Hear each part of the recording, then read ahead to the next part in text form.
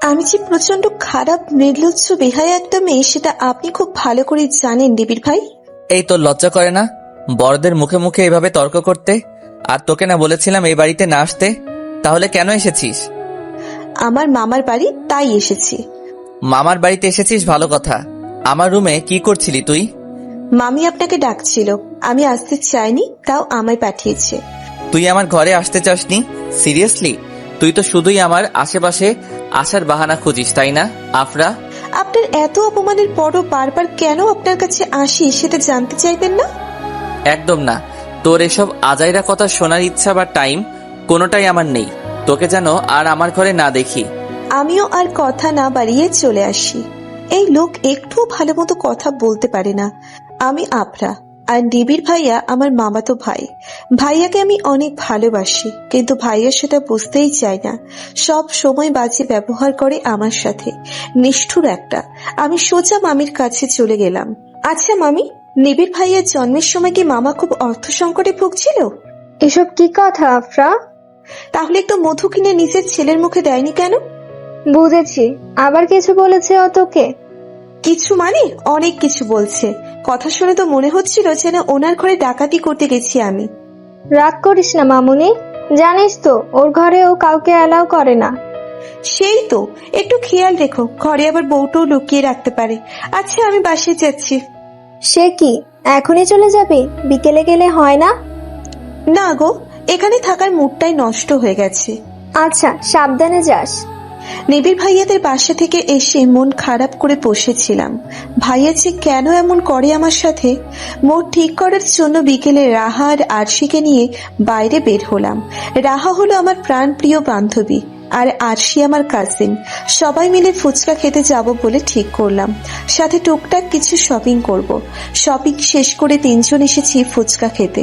ভেবেছিলাম হয়তো ফুচকা খেলে মনটা ভালো হয়ে যাবে, কিন্তু এখানে এসে মনটা আরো খারাপ হয়ে গেল। দেখলাম নিবিড় ভাইয়া কথা আবুকে ফুচকা খাইয়ে দিচ্ছে। নিবিড় ভাইয়া সবার সামনে কথা আবুকে নিজের বেস্ট ফ্রেন্ড বলে দাবি করলেও যে ওদের ভিতরে অন্য কিছু আছে সেটা আমি ভালো করেই জানি। বেস্ট ফ্রেন্ডকে বুঝি কেউ এভাবে ট্রিট করে? মনটাই খারাপ হয়ে গেল, চোখে পানি টলমল করছে। ওদেরকে নিয়ে ফুচকা না খেয়েই ওখান থেকে চলে এলাম।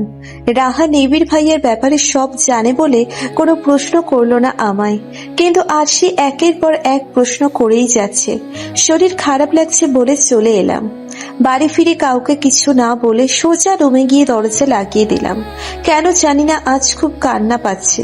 নিবিড় ভাইয়ার কথা আপুকে আমি আগেও অনেকবার একসাথে দেখেছি, তখনও খারাপ লেগেছে, কিন্তু কেন জানি না আজ কষ্টটা খুব বেশি হচ্ছে। এসেছি থেকে ঘরেই বসে আছি। রাতে খাবারের জন্য আম্মু আব্বু ডাকতে এলেও শরীর খারাপ বলে কাটিয়ে দিয়েছি। প্রচুর কেঁদেছি এতক্ষণ, চোখ মুখ একদম ফুলে গেছে, মাথাটাও খুব ধরেছে। মাথা ব্যথা কমাতে এই রাতেই একবার গোসল করলাম। রাত প্রায় 3টে বাজে। এত রাতে গোসল করেছি তাহলে নির্ঘাত ঠান্ডা লাগবে, তাই ভালো মতো চুল মুছেই ঘুমিয়ে পড়লাম। রাতে শরীর কাঁপিয়ে জ্বর এসেছে। ভালো মতো চুল শুকিয়ে ঘুমানোর পরও কিভাবে জ্বর এলো সেটাই মাথায় ঢুকছে না। মা আমার মাথায় জলপট্টি দিচ্ছে। বাবা ডাক্তার আনতে গেছে। সকাল মাত্র 6টার কাছাকাছি। ইতিমধ্যে আমার 14 গোষ্ঠী হাজির হয়েছে আমার সামনে। খবর পেয়েই সবাই চলে এসেছে। সামান্য একটু জ্বর হওয়ায় এভাবে সবাইকে ডেকে আনা কি মানে বুঝি না। আমার জ্বরকে অবশ্য সামান্য বলে চলে না। আমার খুব একটা জ্বর হয় না, কিন্তু যখন হয় তখন একদম হসপিটালে অ্যাডমিট হওয়া লাগে। এত মানুষের মধ্যেও আমার চোখ শুধু নিবিড় ভাইয়াকেই খুঁজছে। আমার এত জ্বর জেনেও কি উনি আসবেন না? দুপুরের দিকে জ্বর একটু কমেছে। সবাই চলে গেলেও মামি থেকে গেছে। নিবিড় ভাইয়া নাকি মামিকে নিতে আসবে। এই সুযোগে নিবিড় ভাইয়াকে একটু দেখবো বলে ড্রয়িং রুমে এসে বসে আছি। কালকের ব্যাপারটা নিয়ে ওনার উপর অভিমান হয়েছিল, তবুও এই বেহায়া মনটা যে ওনাকে দেখার জন্য ব্যাকুল হয়ে আছে। একটু পরে মামি আমার জন্য কিসের যেন রস নিয়ে আসলো। জ্বরের সময় নাকি এগুলো খেলে ভালো লাগবে।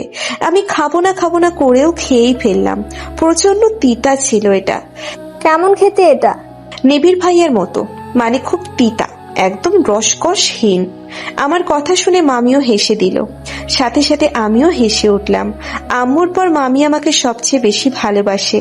মামির একটা মেয়ের খুব শখ ছিল, কিন্তু নিবিড় ভাইয়া হওয়ার পর মামি আর কনসেপ্ট করতে পারেনি, তাই আমাকে নিজের মেয়ের মতো দেখে। মামা বাড়ির সবাই আমাকে খুব ভালোবাসে, শুধু নিবিড় ভাইয়াই আমাকে সহ্য করতে পারে না। একদিন ভুলবশত আমার হাত থেকে একটু পানি কথা আপুর গায়ে পড়ে গেছিল বলে খুব বকেছিল আমায়, একটা থাপ্পড়ও মেরেছিল। সেদিন বাড়ি এসে খুব কেঁদেছিলাম। সেদিনও অবশ্য এমন জ্বর এসেছিল। তারপর 3 মাস মামাবাড়ি যায়নি। অবশেষে নিবিড় ভাইয়া এসে আমার কাছে মাপ চেয়েছিল। বসে বসে এসব স্মৃতিচারণ করছিলাম, তখনই নিবিড় ভাইয়া চলে এলো, কিন্তু ওনার সাথে আবির ভাইয়াও ছিল। আবির ভাইয়া আমার নিচের ভাই। ভাইয়া একজন ডাক্তার, কিছুদিন আগে কাজের জন্য দেশের বাইরে গিয়েছিল, কিন্তু ভাইয়া যে আজ আসবে সেটা আমাকে বলেনি, তাই রাগ করে ওখানেই বসে রইলাম। ঠিক করেছি আজ ভাইয়ার সাথে কথা বলবো না। ভাইয়া আমার কাছে এসে বলল, কি হয়েছে বনু? ভাবলাম আজ এসে তোকে চমকে দিব, কিন্তু তুই তো জ্বর বাঁধিয়ে বসে আছিস।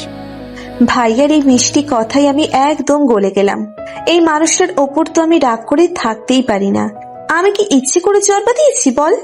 হ্যাঁ সেই তো, তুই তো কিছুই করিস না, বরং সমস্যাটা তোকে খুঁজে তোর ঘাড়ে এসে ঝুলে যায়, তাই না? নিবিড় ভাইয়ের এই কথাটা শুনে মেজাজ গরম হয়ে গেল। কোথায় আমি অসুস্থ, আমাকে সান্ত্বনা দেবে তা না করে আমায় জ্বালাচ্ছে। এই মানুষটা কি কখনো আমায় একটু বুঝবে না? কেন আমাকে উনি এত কষ্ট দেন? রাগ করে ওখান থেকে উঠে চলে যাচ্ছিলাম, তখন উনি বললেন, দাঁড়া আফরা, তোর সাথে আমার কথা আছে। উনি আবার কি বলবেন? কাল যে আমি ওনাকে দেখেছি সেটা জেনে গেল না তো? উপরে তোর রুমে আয়, কথা আছে। আমাকে রুমে যেতে বলেই উনি সিঁড়ি দিয়ে উঠে আমার ঘরে চলে গেলেন। আমারও কি যাওয়া উচিত? না, আমি যাব না। এমনিতে তো আমাকে ওনার আশেপাশে যেতেও মানা করেছে, এখন ওনার প্রয়োজন বলে ডাকছে, আমি যাব না। এসব ভাবছিলাম, তখনই কেউ মানে নিবিড় ভাইয়া আমার হাত টেনে আমার ঘরে নিয়ে যেতে লাগলো। যা বাবা, উনি আবার কখন নিচে এলো? কি বলবেন ভাইয়া? তোর জ্বর এলো কি করে? মানে? কাল তুই আমাকে আর কথাকে একসাথে দেখেছিলি, তাই বাড়ি এসে কেঁদে কেঁদে জ্বর বাঁধিয়েছিস, তাই না? আপনি কি করে জানলেন ভাইয়া? সেটা তো না জানলেও চলবে, কেন করছিস তুই এসব?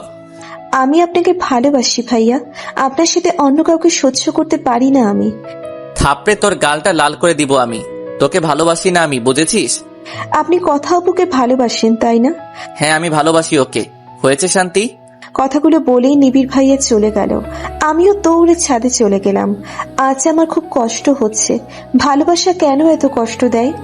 ছাদ থেকেই দেখলাম নিবিড় ভাইয়া চলে গেল। একটু পরেই বেশ জোরে বৃষ্টি শুরু হলো। আজ আমার চোখের জলের মতো বৃষ্টির পানিও বাদ মানছে না। একই জ্বর, তার উপর বৃষ্টিতে ভেজাই, শরীরটা বেশ দুর্বল লাগছে। দাঁড়িয়ে থাকার শক্তি পাচ্ছি না। হঠাৎই মাথা ঘুরে ছাদেই পড়ে গেলাম। জ্ঞান ফিরতে ফিনাইলের কড়া গন্ধ নাকে এলো। বুঝতে বাকি রইল না যে আমি হাসপাতালে। চোখ খুলতেই মায়ের মলিন মুখটা চোখে পড়ল। পাশে ভাইয়া আর মামি বসেছিল। আম্মু আমার দিকে এগিয়ে এসে আমার মাথায় হাত রেখে বলল, এরকম পাগলামি কেউ করে? তোর মাথায় কি একটুও বুদ্ধি নেই? মরার শখ হয়েছে? আম্মু চুপ করো তো। ভাইয়া আম্মুকে চুপ করতে বলে আমার দিকে এগিয়ে এসে বলল, এরকম কেউ করে? জানিস আমরা কত টেনশনে ছিলাম, নিজের সাথে সাথে আমাদেরও কষ্ট দিলি তো। আমরা তো ভেবেছিলাম আজ রাতে তোর জ্ঞান ফিরবেই না। ভাইয়ার কথা শুনে ঘড়ির দিকে তাকিয়ে দেখলাম রাত 1টা বাজে। আমি যখন ছাদে ছিলাম তখন 10টা বেজেছিল। আমি এতক্ষণ অজ্ঞান ছিলাম। আমি কি নিবিড় ভাইয়ার জন্য নিজেকে একটু বেশিই কষ্ট দিচ্ছি? আম্মু খাবার খাইয়ে ঔষধ খাইয়ে চলে গেল। বাকি সবাইকেও ভাইয়া বাসায় পাঠিয়ে দিল। একটু পর ভাইয়া আমার কাছে এসে আমার হাত ধরে বলল, কি হয়েছে বনু? তুই কোন ব্যাপারে এত কষ্ট পেয়েছিস আমায় বল। আমি আর না থাকতে পেরে ভাইয়াকে জড়িয়ে ধরে কেঁদে দিলাম। আমি নিবিড় ভাইয়াকে অনেক ভালোবাসি, তাকে ছাড়া আমি বাঁচবো না। তুই সত্যি নিবিড়কে ভালোবাসিস? আমায় আগে কেন বলিসনি? আমি চাইনি এটা নিয়ে তোদের মধ্যে কোনো ঝামেলা হোক। ঝামেলা কেন হবে? নিবিড় ভাইয়া যে অন্য কাউকে ভালোবাসে। আচ্ছা তুই এগুলো আমার উপর ছেড়ে দে, আমি দেখে নেব। তুই এখন ঘুমিয়ে পড়। 2 দিন পর হাসপাতাল থেকে বাড়ি ফিরলাম। এই 2 দিন নিবিড় ভাইয়া একবারও আমার খবর নেয়নি। আমি কি এতই ফেলনা? আমি এবার এইচএসসি দিয়েছি, এখনো রেজাল্ট দেয়নি, তাই পড়াশোনার চাপও নেই। সারাদিন শুয়ে বসেই কাটে। আম্মু রান্না করে, আব্বু অফিসে আর ভাইয়া হাসপাতালে, আর আমি একা বসে বসে বোর হচ্ছি। টাইম পাস করার জন্য মোবাইল নিয়ে ফেসবুকে ঢুকলাম। এই দুদিনে ফোনের কোনো খবরই ছিল না। ফেসবুকে ঢুকেই চোখে পড়ল নিবিড় ভাইয়ার হাস্যোজ্জ্বল ছবি। তাদের ফ্রেন্ডস গ্রুপে সবাই মিলে ট্যুরে গেছে। সবার গ্রুপ ছবি হলেও ভাইয়া আর কথা আপুর দুটো ক্লোজ ছবিও পোস্ট করেছে। ছবিগুলো দেখতেই চোখ দিয়ে দুফোঁটা জল গড়িয়ে পড়ল। মোবাইলটা রেখে বাইরে চলে গেলাম। বিকেলে ভাইয়া এসে বলল আজ নাকি আমায় নিয়ে শপিং এ যাবে। কথাটা শুনেই মনটা ভালো হয়ে গেল। সন্ধ্যায় ভাইয়ের সাথে শপিং এ গেলাম। ভাইয়া আমার পছন্দ মতো সব কিনে দিল। রাতে বাইরে খাওয়ার কথা থাকলেও ভাইয়ার একটা এমার্জেন্সি কাজ আসায় ভাইয়া আমাকে বাসায় নামিয়ে দিয়ে হাসপাতালে চলে গেল। বাসায় এসে দেখি মামি আর নিবিড় ভাইয়া এসেছে। আমাকে দেখে মামি বলল, এই 3 দিনে আমার মেয়েটা কতটা শুকিয়ে গেছে। এই কদিন হাসপাতালে নিশ্চয় ভালো খাওয়া হয়নি। তোর পছন্দের সব রান্না করে নিয়ে এসেছি। মামির কথা শুনে নিবিড় ভাইয়া মামিকে প্রশ্ন করলো, ও যে হাসপাতালে ছিল আমাকে তো বলনি। তুই তো বিজি মানুষ, তোকে তো সেদিন কত ফোন করলাম, তুই বিজি বলে কেটে দিলি, তারপর তো ট্যুরে চলে গেলি। ভাইয়া কিছু বলবে তার আগেই আম্মু এসে ভাইয়াকে খেতে দিয়ে গেল আর আমাকে বলল, ফ্রেশ হয়ে আয় আফরা, খাবার দিচ্ছে। আমি একটা তাচ্ছিল্যের হাসি দিয়ে চলে এলাম। নিবিড় ভাইয়া তাহলে এতটাই বিজি ছিল কথা আপুর সাথে? ফ্রেশ হয়ে এসে মোবাইলটা হাতে নিয়েই দেখলাম অনেকগুলো মেসেজ এসেছে। একটা মেসেজ ওপেন করতেই আমার মাথায় আকাশ ভেঙে পড়ল। মেসেজে লেখা ছিল, তুমি কি জানো শুভ্রপুরী, তোমার শুভ্রতায় আমি প্রতিনিয়ত ডুবে মরছি। আমাকে এমন মেসেজ কে পাঠাবে? তখনই আম্মুর ডাকাডাকিতে নিচে গেলাম। বাকি মেসেজগুলো আর দেখা হলো না। টেবিলে নিবিড় ভাইয়ের থেকে যথেষ্ট দূরত্ব বজায় রেখে বসেছি। অ্যাডমিশনের ব্যাপারে কি ভাবলি আফরা?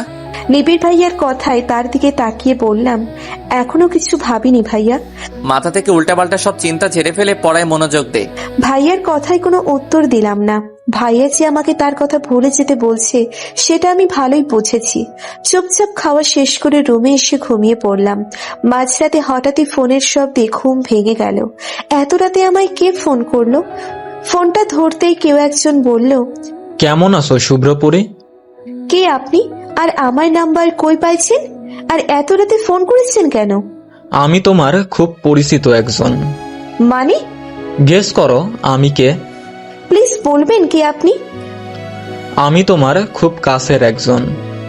আচ্ছা, ছোটবেলায় কি আপনার আকিকা দেওয়া হয়েছিল? এইগুলো কেমন প্রশ্ন? অবশ্যই দেওয়া হয়েছিল। তাহলে আকিকা দিয়ে যে নাম রাখা হয়েছিল সেটা বলেন, নয়তো ফোন রাখেন। আরে বাহ, আমার নাম জানার এত আগ্রহ। আচ্ছা শোনো তাহলে, আমার নাম প্রহর। এবার দেখি আমায় কেমন খুঁজে বের করতে পারো। কথাটা বলেই লোকটা ফোন কেটে দিল। আজব লোক তো, আমাকে কিছু বলার সুযোগ না দিয়েই ফোনটা কেটে দিল। আমিও আর 7-5 না ভেবে ঘুমিয়ে পড়লাম। কেটে গেছে 7 দিন। সব কিছুই তার আপন গতিতে চলছে, তেমনি আমার জীবনও। এ কদিনে একবারও আমার নিবিড় ভাইয়ার সাথে কথা হয়নি। মামা বাড়ি যাওয়াটাও কমিয়ে দিয়েছি। বেশ কিছুদিন ধরেই মামি বারবার ফোন করছে ও বাড়ি যাওয়ার জন্য। তাই ঠিক করেছি আজ বিকেলে যাব। তবুও নিবিড় ভাইয়ার মুখোমুখি হতে চাচ্ছি না। বিকেলে নিবিড় ভাইয়াদের বাসায় গিয়ে বেল বাজাতেই নিবিড় ভাইয়া এসে দরজা খুলে দিল। কি চাই? বাথরুম পরিষ্কার করতে আসছি। হোয়াট? কি হোয়াট? আমাকে দেখে আপনি বোঝেন নাই যে আমি এখানে কি করতে আসি? যত সব, সরেন দেখি, ভেতরে যেতে দেন। নিবিড় ভাইয়াকে কিছু বলতে না দিয়েই আমি ভিতরে ঢুকে গেলাম। বাড়ি থেকেই ঠিক করে আসছি এখন থেকে নিবিড় ভাইয়াকে একদম ইগনোর করব আমি। তাকেও বোঝাবো যে আমারও আত্মসম্মান আছে। আমিও সোজা মামির কাছে চলে গেলাম। অনেকক্ষণ গল্প করলাম দুজন। রাত প্রায় 8টা বাজে। রাতে ভাইয়া বাসায় যাওয়ার সময় আমায় নিয়ে যাবে। কিছুক্ষণ পর মামির এক প্রতিবেশী এসে মামিকে ডেকে নিয়ে গেল। তার কি যেন সমস্যা হয়েছে তাই। বাড়িতে এখন আমি একাই। নিবিড় ভাইয়াও আছে তার ঘরে। আমি সিঁড়ি দিয়ে নেমে নিচে যাচ্ছিলাম, তখনই কিছু একটার সাথে বেঁধে পড়ে যেতে নিলেই কেউ আমাকে ধরে ফেলে, কিন্তু শেষ রক্ষা হলো না। দুজনেই নিচে পড়ে গেলাম। কোমরটা বুঝি ভেঙেই গেল। পরক্ষণেই মনে পড়ল নিবিড় ভাইয়া তো আমাকে ধরবে না, তাহলে কে ধরলো? ভূত না তো আবার? তাকে দেখি একটা ছেলে দাঁড়িয়ে আছে, বেশ সুদর্শন। এই, আপনি কে? হ্যাঁ, আর আমাকে কেন ধরলেন? কি আর বলি বলুন তো, ভাবলাম আপনাকে ধরে হিরোদের মতো পড়ার হাত থেকে বাঁচিয়ে নিব, কিন্তু তার হলো কই, মাঝখান থেকে নিজেও পড়ে গেলাম। বেশ হয়েছে পড়ে গেছেন, খুব শখ না হিরো হওয়ার? কি হচ্ছে এখানে? নিবিড় ভাইয়ের কথা শুনে দুজনেই তার দিকে তাকালাম। উনি ছেলেটাকে উদ্দেশ্য করে বললেন, প্রহর ঘরে আয়, কাজ আছে। নিবিড় ভাইয়ের কথা শুনে মনে পড়ল ওই লোকটার কথা। সেও নিজের নাম প্রহর বলেছিল। গত 7 দিনেও আমার ফোনে এমন অনেক মেসেজ এসেছে, যদিও আমি সেগুলোকে একদম ইগনোর করেছি। আচ্ছা, এই লোকটা কি সেই লোক? না, সেটা কি করে সম্ভব? এখানে এত দাঁড়িয়ে কি ভাবছিস আফরা? মামির কথায় ধ্যান ভাঙলো। আচ্ছা মামি, তোমাদের বাড়িতে এসছে ওই ছেলেটা কে? ওহ, প্রহর, ও তো আমার বড় ভাইয়ের ছেলে। ও, আমি কেন তাকে আগে দেখিনি? ওরা সবাই তো দেশের বাইরে থাকতো, তাই হয়তো দেখিসনি। গতকালই দেশে এসেছে। আচ্ছা, আবিরের আসার সময় হয়ে গেছে, চল তোকে খেতে দিয়ে দিই। চলো। রাতে ভাইয়ার সাথে বাড়ি ফিরছিলাম, তখন ভাইয়া আমায় জিজ্ঞেস করলো, আফরা, তোর সাথে কি নিবিড়ের আর কোনো কথা হয়েছে? না ভাইয়া। আচ্ছা, তোর তো আজকে অফ ডে ছিল, তাহলে হসপিটালে কেন গেলি? তুই ছিলি না তাই। তোকে ছাড়া বাসায় থাকতে আমার একদম ভালো লাগে না। তুই একটা বিয়ে কেন করিস না? বউ থাকলে সব ভালো লাগবে। তুই খুব পেকে গেছিস, তাই না? সবই তোর অবদান। তাই বুঝি? আজ শুক্রবার। আজ আমাদের বাসায় মামা আর মামির বড় ভাইদের দাওয়াত করা হয়েছে। মামির বড় ভাই নাকি আপুর খুব ভালো বন্ধু ছিল, অথচ আমি কিছুই জানতাম না। সকাল থেকেই খুব বোর হলাম। মামি সকাল সকাল এসেই মায়ের সাথে কাজ করছে, আমাকে কোনো কাজে হাত লাগাতে দিচ্ছে না, অসুস্থ থাকায়। যদিও অন্য সময় কোনো কাজ করি না। পাশেই আরশিদের বাড়ি, তাই ভাবলাম বোর হওয়ার চেয়ে আরশিকে জ্বালিয়ে আসি। আরশিদের বাড়িতে এসে দেখলাম ওর ভাই খুব মনোযোগ দিয়ে কিছু লিখছে। ওর নাম আহির, মাত্র ক্লাস 4-এ পড়ে। কি লিখিস পিচ্ছি? আরে আপনি, তুমি আসছো? একটু সুন্দর করে চিঠিটা লিখে দাও তো। কিসের চিঠি? আরে আমার গার্লফ্রেন্ড রাগ করেছে, তার রাগ ভাঙানোর জন্যই এই চিঠিটা লিখছিলাম। আহিবের কথা শুনে যেন আমি শূন্যে ভাসছি। ছেলে বলে কি? এই ছেলে বয়স হয় নাই 10 বছর, এখনই গার্লফ্রেন্ড জুটিয়েছিস? হ্যাঁ আপু, আমাদের 2 বছরের রিলেশন। আচ্ছা আপু, আমি যাই, আম্মু ডাকছে। তোমাকেই বললাম, কিন্তু কাউকে বলো না। এখন মনে হচ্ছে জীবনে কি করলাম, জীবনটাই বৃথা। এত বছরেও নিবিড় ভাইয়াকে পটাতে পারলাম না, আর এদের 2 বছরের রিলেশন। আরশির সাথে খানিকক্ষণ গল্প করে পাশে এসে গোসল করে নামাজ পড়ে নিলাম। সবাই হয়তো নামাজ পড়ে আসবে। এদিকে পেটের মধ্যে ইঁদুর দৌড়চ্ছে। এখন আম্মু জীবনেও খেতে দিবে না, তাই মোবাইলটা নিয়ে ব্যালকনিতে চলে গেলাম। একটু পর ঘরে এসে দেখি বিছানায় বেশ সুন্দর একটা প্যাকেট রাখা, সুন্দর কাগজে মোড়া। কিন্তু এটা কি দিল? আপু বা ভাইয়া দিলে তো আমাকে বলতোই। আমি কি এটা খুলে দেখব? বক্সটা খুলে দেখি একটা কালো জামদানির শাড়ি আর একজোড়া ঝুমকো। কালো জিনিস বরাবরই আমার খুব পছন্দ, তাই শাড়িটাও বেশ ভালো লাগলো। তখনই আমার মোবাইলে একটা মেসেজ এলো। শুভ্রপরি, তোমার শুভ্রতাই কালো রংটা বড্ড মানাই। সবাই তো নীল শাড়ি পরে, তুমি না হয় কালোই পরলে। আমার কি গিফট নেওয়া উচিত? কে না কে দিয়েছে। আচ্ছা রেখে দিই, যদি কখনো তাকে পাই তাহলে ফেরত দিয়ে দিব। মেহমানরা চলে এসেছে। মামির ভাইয়ের বউ বেশ সুন্দর দেখতে, অনেকটা বিদেশিদের মতো দেখতে। উনি আমার দিকে এগিয়ে এসে বলল, বাহ, মেয়েটা তো মাশাআল্লাহ। আমার একটা মেয়ে তো খুঁজছিলাম প্রহরের জন্য। ওনার কথা শুনে আমি অবাক হয়ে আম্মুর দিকে তাকালাম। তখনই বাকি সবাই চলে আসায় কথার প্রসঙ্গ পাল্টে যায়। সবার সাথে বাবা পরিচয় করিয়ে দিল। নিবিড় ভাইয়ের মামা মামি বেশ ভালো মানুষ। কিছুক্ষণ গল্প গুজব করে সবাই খাওয়া দাওয়ার পর্ব সেরে নিল। একটা জিনিস বেশ খেয়াল করছি যে এই প্রহর মাঝে মাঝে আমার দিকে তাকিয়ে তাকিয়ে মুচকি হাসছে। ব্যাপারটা খুব অদ্ভুত লাগলো। এই লোকটাকে আমার খুব সন্দেহ হচ্ছে। সবাই মিলে আবার গল্পে বসেছে। এত গল্প কই থেকে আসে কে জানে। আমার তো প্রচন্ড ঘুম পাচ্ছে, তবুও ভদ্রতার খাতিরে মুখে এক ফালি হাসি ঝুলিয়ে বসে আছি। তখন নিবিড় ভাইয়া বললেন, সামনে তো রেজাল্ট দিবে, আফরা অ্যাডমিশন কোথায় দিবি কিছু ভেবেছিস? নিবিড় ভাইয়ার কথায় যেন আকাশ থেকে পড়লাম। জীবনে প্রথম নিবিড় ভাইয়া আমার সাথে এত ভালো করে কথা বলেননি। আমি কিছু বলবো তার আগেই ভাইয়া বলল, ওর তো ভালো একটা ভার্সিটিতে অ্যাডমিশন চাই। আমিও বলেছি ওকে ঢাকা ভার্সিটিতেই ভর্তি হতে হবে। কিন্তু ফুপু ঢাকা ভার্সিটিতে শুধু পড়বো বললেই তো হয় না, সেজন্য পড়াশোনাও করতে হয়। আর এজন্য আফরার আগে থেকে প্রস্তুতি নেওয়া উচিত ছিল। আচ্ছা আফরা, তুই আমার সাথে উপরে চল, তোকে কিছু বই সাজেস্ট করি, অ্যাডমিশনে কাজে লাগবে। নিবিড় ভাইয়ার কথায় আমি একটা শুকনো ঢোক গেলাম। যদি রুমে গিয়ে আমার গলা টিপে মেরে ফেলে। আমি করুণ মুখ করে ভাইয়ার দিকে তাকালাম, যার অর্থ আমি যাব না। ভাইয়া আমার দিকে তাকিয়ে মুচকি হেসে যেতে বলল। রুমে গিয়ে দেখি নিবিড় ভাইয়া বিছানায় বসে ফোন টিপছে। আমি চুপচাপ গিয়ে ওনার সামনে দাঁড়ালাম। উনি ফোনের দিকেই তাকিয়ে বলল, প্রহরের সাথে তোর কি চলে আফরা? ওনার সাথে আবার আমার কি চলবে? তাহলে বারবার তোর দিকে তাকিয়ে হাসছিল কেন? আমি কি করে জানবো সেটা? বাই দ্য ওয়ে, আপনি কি জেলাস ভাইয়া? আমার এমন কথা শুনে নিবিড় ভাইয়া তেলে বেগুনে জ্বলে উঠল। একটা থাপ্পড় মারবো ফাজিল মেয়ে। আমি কেন জেলাস হতে যাব? তোর এখন পড়াশোনার বয়স, তা না করে তুই এসব আজাইরা চিন্তা করিস। আবার যদি এসব কাণ্ড আমার চোখে পড়ে তাহলে ফুপুকে বলবো একদম ধরে বিয়ে দিয়ে দিতে। বলেই উনি চলে গেলেন। যা বাবা, আমি করলামটা কি? যাই হোক, উনি কি আমায় নিয়ে জেলাস নাকি বিরক্ত? সন্ধ্যাবেলা সবাই চলে গেলে রুমে এসে ফোন নিয়ে বসলাম। দেখি নিবিড় ভাইয়া কতগুলো বইয়ের নাম মেসেজ করছে। আমিও ভাইয়াকে ফোন করে বলে দিলাম আসার সময় বইগুলো নিয়ে আসতে। হঠাৎ নিবিড় ভাইয়ের এত পরিবর্তন যেন হজম হচ্ছে না। একটু পর নিবিড় ভাইয়ের আর একটা মেসেজ, বইগুলো শুধু কিনে ঘরে সাজিয়ে রাখিস না, ঢাবিতে চান্স পেতে হলে পড়তেও হবে। আমিও খুব ভেবে চিন্তে একটা রিপ্লাই দিলাম, আমি ঢাবিতে চান্স পেলে আপনার কষ্ট হবে না? না মানে আপনার তো আবার আমার থেকে অ্যালার্জি আছে। মেসেজটা দিয়ে আমি ফোনটা রেখে এশার নামাজটা পড়ে এলাম। এসে ফোন হাতে নিয়ে দেখি নিবিড় ভাইয়া আমাকে ব্লক মেরে দিয়েছে। হয়তো আমার কথাটা তার হজম হয়নি। এটা অবশ্য আমার জন্য নতুন কিছু না। বছরে বেশিরভাগ সময় আমি ভাইয়ার ব্লক লিস্টেই থাকি। তার মনে জায়গা করে নিতে না পারলেও তার ব্লক লিস্টে আমার জায়গাটা খুব সহজেই হয়। একটু পরে দেখি ভাইয়া এক গাদা বই নিয়ে রুমে ঢুকছে। এক একটা বইয়ের সাইজ দেখেই আমার পড়ার ইচ্ছে বই চাপা পড়ে গেছে। এভাবে কি দেখছিস? আচ্ছা ভাইয়া, আমি তো একটা ভার্সিটিতে অ্যাডমিশন নিব, তার জন্য কি দেশের অর্ধেক বই পড়া দরকার? এমন ভাবে বলছিস যেন আগে কখনো এত বই পড়িসনি। আরে আমি তো এমনি বললাম, তুই সিরিয়াস হচ্ছিস কেন? আচ্ছা বনু, তুই নিচে গিয়ে আম্মুকে খাবার দিতে বল। আমি ফ্রেশ হয়ে আসছি, প্রচুর খিদে পেয়েছে। আচ্ছা যাচ্ছি, তুই আয়। সবাই একসাথে খেতে বসছি, তখন আপু ভাইয়াকে উদ্দেশ্য করে বলল, তাবির, তোমার তো যথেষ্ট বয়স হয়েছে, নিজের পায়েও দাঁড়িয়েছো, তো বিয়ে শাদীর বিষয়ে কি কিছু ভেবেছো নাকি?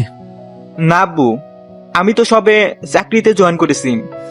আগে নিজের একটা ভালো পজিশন বানাতে চাই, তারপর বিয়ে নিয়ে ভাববো। গুড। আচ্ছা, তোমাদের মনে হয় না আরফা ইদানিং আমাদের সাথে একদম কথা বলে না?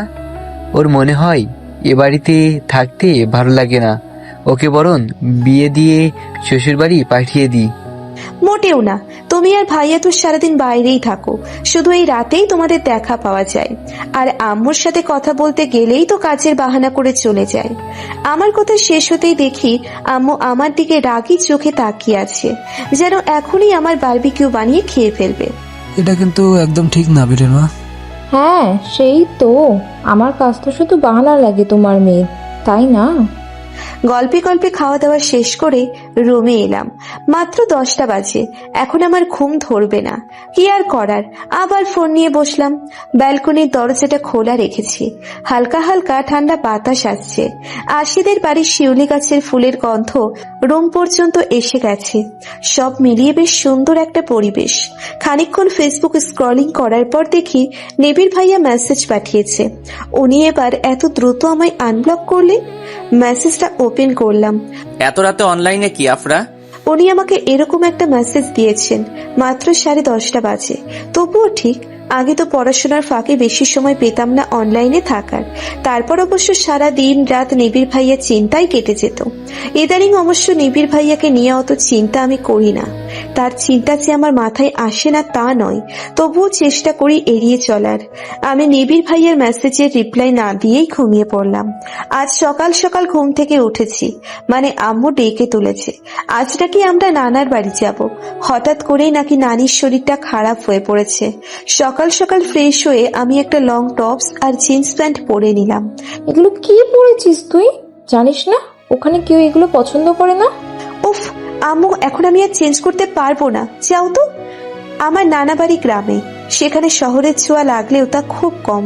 আমরা মামারা সবাই শহরে থাকা সত্ত্বেও নানা নানিকে কেউ শহরে আনতে পারেনি। তাদের কাছে তাদের গ্রামই ভালো। অবশ্য ওখানে আমার এক খালামণিও থাকে। নানার বাড়ি আমরা খুব কমই যাই। আমার 18 বছরের জীবনে আমি মাত্র 2 বারই ওখানে গেছি। নিবিড় ভাইয়াও চলে এসেছে। এখান থেকে সবাই একসাথে রওনা দিব। আমরা আমাদের গাড়ি আর নিবিড় ভাইয়ারা তাদের গাড়িতে করে যাবেন। প্রায় 7-8 ঘন্টা লেগে যাবে ওখানে পৌঁছতে। আমার অবশ্য জার্নি করতে সমস্যা হয় না, কিন্তু আম্মুকে নিয়ে যত টেনশন। প্রায় 7 ঘন্টা জার্নি করে নানা বাড়ি এসে পৌঁছলাম। আমরা খালামণিদের বাসায় উঠেছি। নানা নানিও এখানেই আছে। আম্মু আর মামা তো কান্নাকাটিতে ব্যস্ত। জানি তাদের মা, তবুও অসুস্থ মানুষের সামনে এভাবে কান্না করা উচিত না। খালামণি আমাকে একটা রুম দেখিয়ে দিল। আমিও ফ্রেশ হতে গেলাম। খালামণির 2 ছেলে, এ বংশে অবশ্য আমি একাই মেয়ে। ফ্রেশ হয়ে এসে বিছানায় বসলাম। এখন আমার একটা লম্বা ঘুম দরকার, তাই ঘুমিয়ে পড়লাম। জানি এ সময় কেউ ডাকবে না আমায়। আমার ঘুম পুরো হওয়ার আগে ভেঙে গেলে খুব মাথা ব্যথা করে আমার, এটা সবাই জানে। একেবারে সন্ধ্যার আগে ঘুম ভেঙে গেল। প্রচন্ড খিদে পেয়েছে যেন, এখন না খেতে পেরে পড়েই যাব। ফ্রেশ হয়ে নিচে এলাম, কিন্তু কাউকে খুঁজে পেলাম না।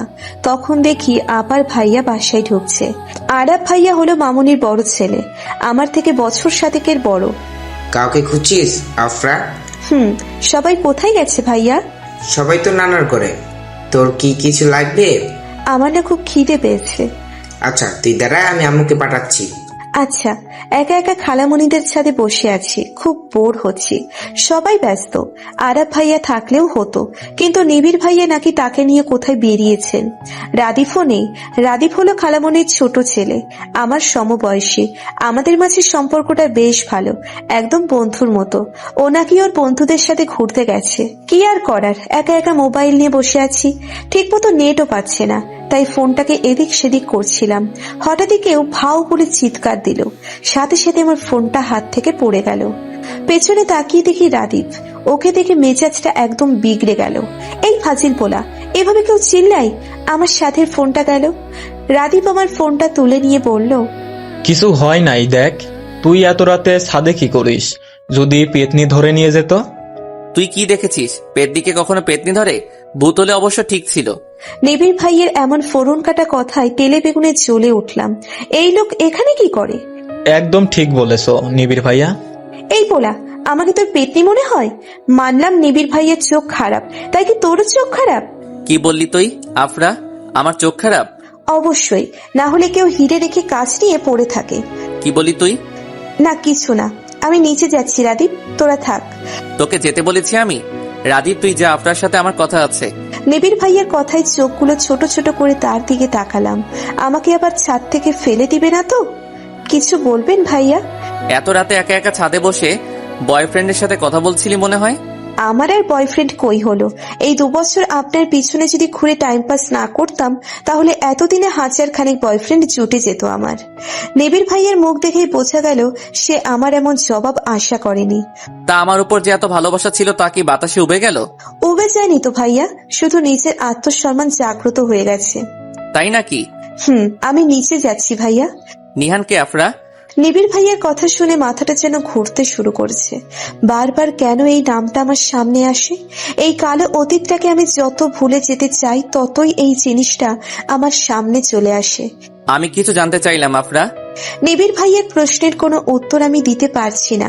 মাথাটা ভন ভন করে ঘুরছে, শরীরটাও অস্বাভাবিকভাবে কাঁপছে। চোখের সামনে সব ঝাপসা দেখছি আমি। তোর কি শরীর খারাপ লাগছে আফরা? তোর? নিবিড় ভাইয়ের পরবর্তী কথা শোনার আগেই তার বুকে লুটিয়ে পড়লাম। চোখ খুলেই দেখি সকাল হয়ে গেছে। এটা অবশ্য নর্মাল। যখনই আমার এই সমস্যা হয়, তখন আমাকে ঘুমের ইনজেকশন দেওয়া হয়। আমার ব্রেনকে এমন সময় শান্ত করার একটাই উপায় হলো লম্বা ঘুম। লাস্ট 2 বছরে এমনটা অনেকবার হয়েছে। মাথাটা এখনো প্রচন্ড ধরে আছে। একটু পরেই আম্মু আর মামা রুমে এলো। মামা আমার মাথায় হাত রেখে বলল, কাল কি হয়েছিল মামুনি? আমি জানি নীরব নিহানের কথা জানতে চেয়েছিল, তাই বলে এত দুর্বল হলে হবে? নিজেকে শক্ত করতে হবে মামুনি, সবকিছু ভুলে যেতে হবে তোকে। আমি পারি না গো মামা, কিছুতেই ওই রাতটাকে ভুলতে পারি না। আচ্ছা বাদ দে সব। আরিয়া তুই খাবার নিয়ে আয়।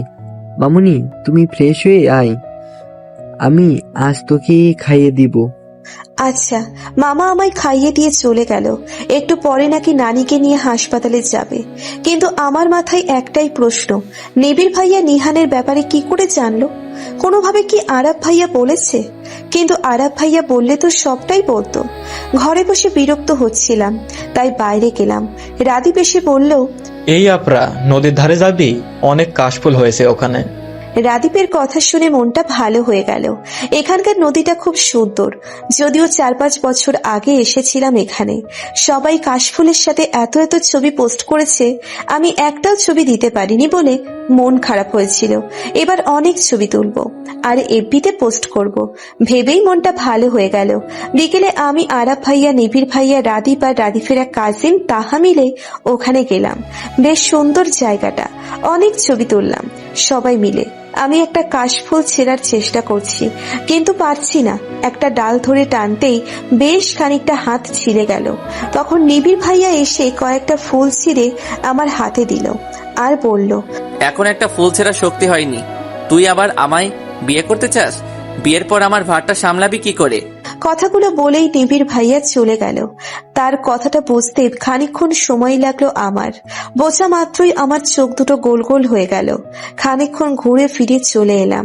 সন্ধেবেলা সবাই মিলে নানার ঘরে বসেছিলাম। নানার নাকি খুব জরুরি কোনো কথা আছে। দেখো, আমি বুঝতে পারছি আমি আর বেশি দিন বাঁচব না। আর আফরার হলো এই বংশের একমাত্র মেয়ে, আর আমি চাই না ও বাইরে কোথাও যাক। তুমি ঠিক কি বলতে চাচ্ছ মা? আমি জানি আফরারের বয়সটাও কম, তবুও চাই আরাফ আর আফরারের বিয়ে দিতে। নানির কথা শোনা মাত্রই আমার আর আরাব ভাইয়ার মাথায় আকাশ ভেঙে পড়ল। আরাব ভাইয়া বলল, এটা সম্ভব না নানি, আমি আপনাকে সবসময় নিজের বোনের মতো দেখছি। আমি কিছু জানতে চাই না, আমার কথাই শেষ কথা। বাকিদের কথা শোনার আগেই ওখান থেকে উঠে চলে এলাম। কেন জানি নানির এই কথাটা কিছুতেই মানতে পারছি না, খুব কষ্ট হচ্ছে।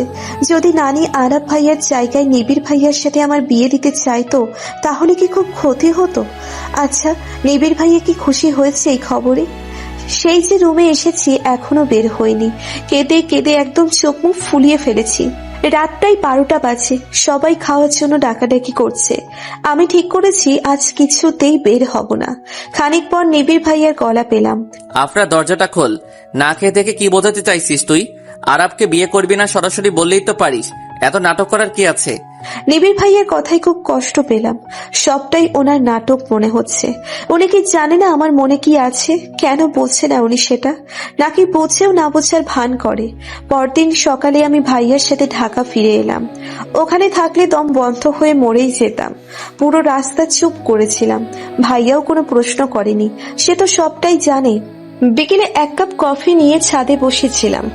রাহাকে সেই কখন ফোন করেছি এখনো আসছে না। মা ফোন করেছিল, তারা নাকি রওনা দিয়েছে। আব্বু আর নিবিড় ভাইয়া নাকি মানা করে দিয়েছে, তারা এখনই আমার বিয়ে দিতে চায় না। আর আমার মতের বিরুদ্ধে তো একদম। এই বিয়ে নিয়ে নাকি আব্বুর সাথে নানার ছোটখাটো একটা ঝামেলাও হয়েছে। আব্বুর ব্যাপারটা তো বুঝলাম, কিন্তু নিবিড় ভাইয়া এমন কেন করলো? কি ভাবছিস আফরা? তুই ইডিটা তো দেরি করে এলি কেন? একটুকুই তো দেরি করছি, তুই কি বলবি বলছিলি? রাহাকে সব কিছু খুলে বললাম। আফরা, আমার মনে হয় তোর এভাবে নিবিড় ভাইয়ের পেছনে পড়ে থাকা উচিত না। উনি তোকে এত অপমান করে। কি করব বলতো? নিহানকে ভুলে থাকার একমাত্র উপায় তো নিবিড় ভাইয়া। নিহানকে মনে রাখা নিতান্তই তোর বোকামি। কি করব বল, কোনোভাবেই তো ওই বেঈমানকে আমি ভুলতে পারি না। আচ্ছা বাদ দে এসব, আন্টিরা কখন আসবে? রাত হবে, কিছু সময় থেকে রাহাত চলে গেল। সন্ধে নেমে গেছে বলে আমিও নিচে নেমে এলাম। এসে দেখি ফোনে অনেকগুলো মিসড কল। আমি কল ব্যাক করলাম, কিন্তু প্রথমবার রিসিভ হলো না। দ্বিতীয়বার রিসিভ হলো। ওপাশের লোকের কথা শুনে ফোনটা হাত থেকে পড়ে গেল। আমি বুঝি আমার জীবনের সবচেয়ে মূল্যবান জিনিসটা হারিয়ে ফেললাম। 1.5 ঘন্টা ধরে হাসপাতালে বসে আছি। নানি বাড়ি থেকে আসার সময় আব্বু আম্মুর গাড়ি অ্যাক্সিডেন্ট করছে। দুজনের অবস্থাই খুব খারাপ। অপারেশন থিয়েটারে আছে তারা। ভাইয়াও ভেতরে আছে। কিছুক্ষণ পরে একজন ডাক্তার বেরিয়ে এলো। তাকে দেখেই তার দিকে ছুটে গেলাম। ডাক্তার বলল ওরা নাকি দুজনের কাউকেই বাঁচাতে পারেনি। কথাটা আমার কানে প্রবেশ মাত্রই আমার পুরো শরীর কেঁপে উঠল। আমার পুরো দুনিয়াটাই যেন থেমে গেল। আপু বলে এক চিৎকার দিয়েই মাটিতে লুটিয়ে পড়লাম। বাবা মাকে ছেড়ে বেঁচে থাকার মতো কঠিন কাজ দুনিয়াতে হয়তো আর নেই। আর এই কঠিন কাজটাই যে আমাকে করতে হবে। আমার সামনেই আব্বু আম্মুর কাফনে মোড়ানো লাশ রাখা। বাড়ি ভর্তি মানুষ, কিন্তু দিন শেষে তো তারা সবাই চলে যাবে। আমরাও একা হয়ে যাব। ছোট ছোট ব্যাপারে কেঁদে ভাসিয়ে ফেলা এই আমি আজ একটুও কাঁদতে পারছি না। খুব ইচ্ছে করছে চিৎকার করে বলতে, বাবা মা তোমরা ফিরে আসো না, কিন্তু আমি পারছি না। নিজেকে বড্ড অনুভূতিহীন মনে হচ্ছে। আব্বু আম্মুর দাফন শেষ হয়েছে 2 ঘন্টা। বাকিরা সবাই চলে গেছে। শুধু আমাদের পরিবারের কিছু লোক রয়ে গেছে। কিছুক্ষণ পরে খালামণি ও আঙ্কেল আমার কাছে এলো। আঙ্কেল মামাকে গিয়ে বলল, আপনি তো বড় হয়ে গিয়েছে ভাইজান, কিন্তু আফরাও তো এখনো ছোট। ওর দায়িত্ব কে নিবে? আবিরের বউ এলে তো ও বেশি দিন এখানে টিকতে পারবে না। উনি কিছুক্ষণ থেমে আবারও বললেন, দেখেন ভাইজান, নিবিড় যে আফরাকে পছন্দ করে না সেটা তো সবাই জানে। তাই আফরা যে আপনাদের বাড়ি থাকতে পারবে না সেটা আমিও জানি। তাহলে নিশ্চয়ই ওর দায়িত্ব আমাদের ঘাড়ে এসেই পড়বে। আমি কিন্তু ওইসব ঝামেলা নিতে পারবো না। আঙ্কেলের কথা শেষ হতেই ভাইয়া চিৎকার করে বলে উঠল, কাউকে নিতে হবে না আপনার দায়িত্ব। যতদিন আমি আছি ততদিন ওকে নিয়ে আপনাদের না ভাবলেও চলবে। আঙ্কেল বেশ অপমানিত হলেন ভাইয়ার কথায়। নানিও মুখ বুজে সব শুনছে। ওখানে আর এক মুহূর্ত না থেকে ঘরে চলে গেলাম। গিয়ে দরজাটা লাগিয়ে দিলাম। নিজের আপন মানুষগুলোকেও আমার বড্ড অচেনা মনে হচ্ছে। সবারই এখন আমাকে বোঝা মনে হচ্ছে। একদিন হয়তো ভাইয়ারও আমাকে বোঝা মনে হবে। বাইরে থেকে সবাই দরজা খুলতে বলছে, তোমরা প্লিজ যাও এখান থেকে, আমাকে একটু একা থাকতে দাও। আব্বু আম্মুকে ছাড়া পুরো একটা দিন কেটে গেছে। তখন থেকে এখন পর্যন্ত কিচ্ছু মুখে তুলিনি আমি। একটু তো খেয়ে নে মা, এভাবে না খেয়ে থাকলে তো অসুস্থ হয়ে যাবি। আমি খাবো না মামি, তুমি খাবারটা রেখে এসো। মামিকে কথাটা বলেই ঘর থেকে বেরিয়ে এলাম। আমি একদমই ক্ষুধা সহ্য করতে পারি না, কিন্তু আজ একদমই খেতে ইচ্ছে করছে না। শরীরটাও বড্ড দুর্বল লাগছে। হঠাৎ মাথা ঘুরে পড়ে যেতেই কেউ আমায় ধরে ফেললো। চোখ খুলে দেখলাম মামি আর নিবিড় ভাইয়া বসে আছে। ভাইয়া হয়তো কোথাও গেছে। আমাকে উঠতে দেখেই নিবিড় ভাইয়া মামিকে খাবার আনতে বলল। মামিও খাবার আনতে চলে গেল। নিবিড় ভাইয়া আমার পাশে বসে বলল, এভাবে না খেয়ে থাকলে কি তোর বাবা মা ফিরে আসবে? না খেয়ে শুধু শুধু নিজেকে কষ্ট দেওয়ার মানে কি? আচ্ছা ভাইয়া, খুব কি ক্ষতি হতো যদি বাবা মা আমাকেও তাদের সাথে নিয়ে যেত? আফরা, তোর জন্য আবিরও না খেয়ে আছে। আফরা, তারা যখন তোকে সাথে নেয়নি তখন নিশ্চয়ই তারা চাই তুই এই দুনিয়ায় থাক। তোকে বাঁচতে হবে আফরা, আবিরের জন্য বাঁচতে হবে, নিজের জন্য বাঁচতে হবে, আমাদের জন্য বাঁচতে হবে। একটু পরে মামি আমার জন্য খাবার নিয়ে এলো। আমিও খেয়ে নিলাম। হয়তো আমার জন্য ভাইয়াও না খেয়ে থাকবে। বিকেলে আমাদের কিছু প্রতিবেশী এলো বাড়িতে। তারা এসে বিভিন্ন কথা বলতে লাগলো। শোনো নিবিড়ের মা, তোমরা বরং আফটার বিয়েটা দিয়ে দাও, তাছাড়া কে নেবে ওর দায়িত্ব? অন্য একজন বলে উঠলো, তাছাড়া তোমার ঘরেও তো জোয়ান একটা ছেলে আসে। আফরা তো ছোট, বলা যায় না যদি তারা কোনো অঘটন ঘটিয়ে ফেলে। ওনার কথা শুনেই কেঁদে দিলাম। তখনই নিবিড় ভাইয়া বাড়িতে ঢুকছিল। হয়তো সেসব কিছুই শুনেছে। নিবিড় ভাইয়া ওনাদের সামনে গিয়ে বলল, আফরাকে নিয়ে এতটা ভাবার জন্য অনেক ধন্যবাদ, কিন্তু ওকে নিয়ে যদি আপনারাই সব ভেবে ফেলেন তাহলে আমরা কি করব বলেন? আমাদের জন্য কিছু রাখেন। আর শোনো আফরা, একদম মানুষের এসব উল্টাপাল্টা কথায় কান দিবি না। তখনই আর একজন বলে উঠল, সবই বুঝলাম তো নিবিড়ের মা, শেষ পর্যন্ত এই ঝামেলা তোমাদের ঘাড়ে জুটবে। তোমার ছেলের তো ভাব খারাপ। আর কোনো কথা শোনার আগেই রুমে চলে গেলাম। ওখানে এক পাতা ঘুমের ঔষধ ছিল, সেটা থেকে অনেকগুলো ঔষধ খেয়ে নিলাম। জানি আমি অনেক বড় পাপ করছি, কিন্তু আমার কিছু করার নেই। আমি আর এসব সহ্য করতে পারছি না। আমি কারো ওপর ঝামেলা হয়ে থাকতে চাই না। চোখ খুলতেই নিজেকে হাসপাতালের বেডে আবিষ্কার করলাম। তখনই ভাইয়া ঠাস করে একটা চড় মারলো আমায়। প্রচন্ড কষ্ট পেলাম ঘটনাটাই। জীবনে প্রথম ভাইয়া আমার গায়ে হাত তুললো। একটু পরেই ভাইয়া আমার দুই গালে হাত রেখে বলল, মেরে ফেলবি আমায় বোনু? কেন এমন করলি? তুই জানিস না তোর কিছু হলে আমি বাঁচবো না? কেন লোকের কথায় নিজেকে শেষ করবি? তুই নিজের যোগ্যতায় দেখিয়ে দিবি যে তুই আমাদের বোঝা না, অহংকার। কেটে গেছে অনেকগুলো দিন। এখন আমি যথেষ্ট নরমাল। পড়াশোনায়ও বেশ মনোযোগ দিয়েছি। আম্মুর খুব শখ ছিল আমি ঢাবিতে পড়বো, সেই অনুযায়ী প্রিপারেশন নিচ্ছি। সামনেই অ্যাডমিশন টেস্ট। নিবিড় ভাইয়াও এ ব্যাপারে খুব সাহায্য করে আমায়। একদিন উনি আমার সাথে একটুও খারাপ ব্যবহার করেননি। অনেকদিন ঘর বন্দি ছিলাম, তাই আজ ঠিক করলাম মামাদের বাড়িতে যাব। সকালে হাসপাতালে যাওয়ার সময় ভাইয়া আমায় মামা বাড়ি নামিয়ে দিয়ে গেল। ভিতরেই এসে দেখলাম নিবিড় ভাইয়ার কথা আপু একসাথে বসে কি যেন করছে। তাদেরকে একসাথে দেখেই পুরনো ক্ষতটা যেন জেগে উঠল, কিন্তু আমি সে সবকে পাত্তা দিলাম না। নিবিড় ভাইয়া যেন আমাকে দেখেও দেখলো না। আমিও কিছু না বলে ভেতরে ঢুকে গেলাম, কিন্তু মামিকে কোথাও পেলাম না। তাই নিবিড় ভাইয়াকেই গিয়ে জিজ্ঞেস করলাম, ভাইয়া মামি কই? আম্মু তো মামার বাসায় গেছে। ও, তাহলে বরং আমি চাই। এখনই যাবি? থেকেই বা কি করব। আচ্ছা যা। আমিও বেরিয়ে এলাম। নিবিড় ভাইয়া একবার জিজ্ঞেস করলো না যে একা যেতে পারবো কিনা। অবশ্য করবেই বা কেন, কথা অপুর সাথে থাকলে তো তার দিন ধরে আর খেয়াল থাকে না। বাসায় গিয়ে এখন একা বোর হওয়া ছাড়া কোনো কাজ নেই।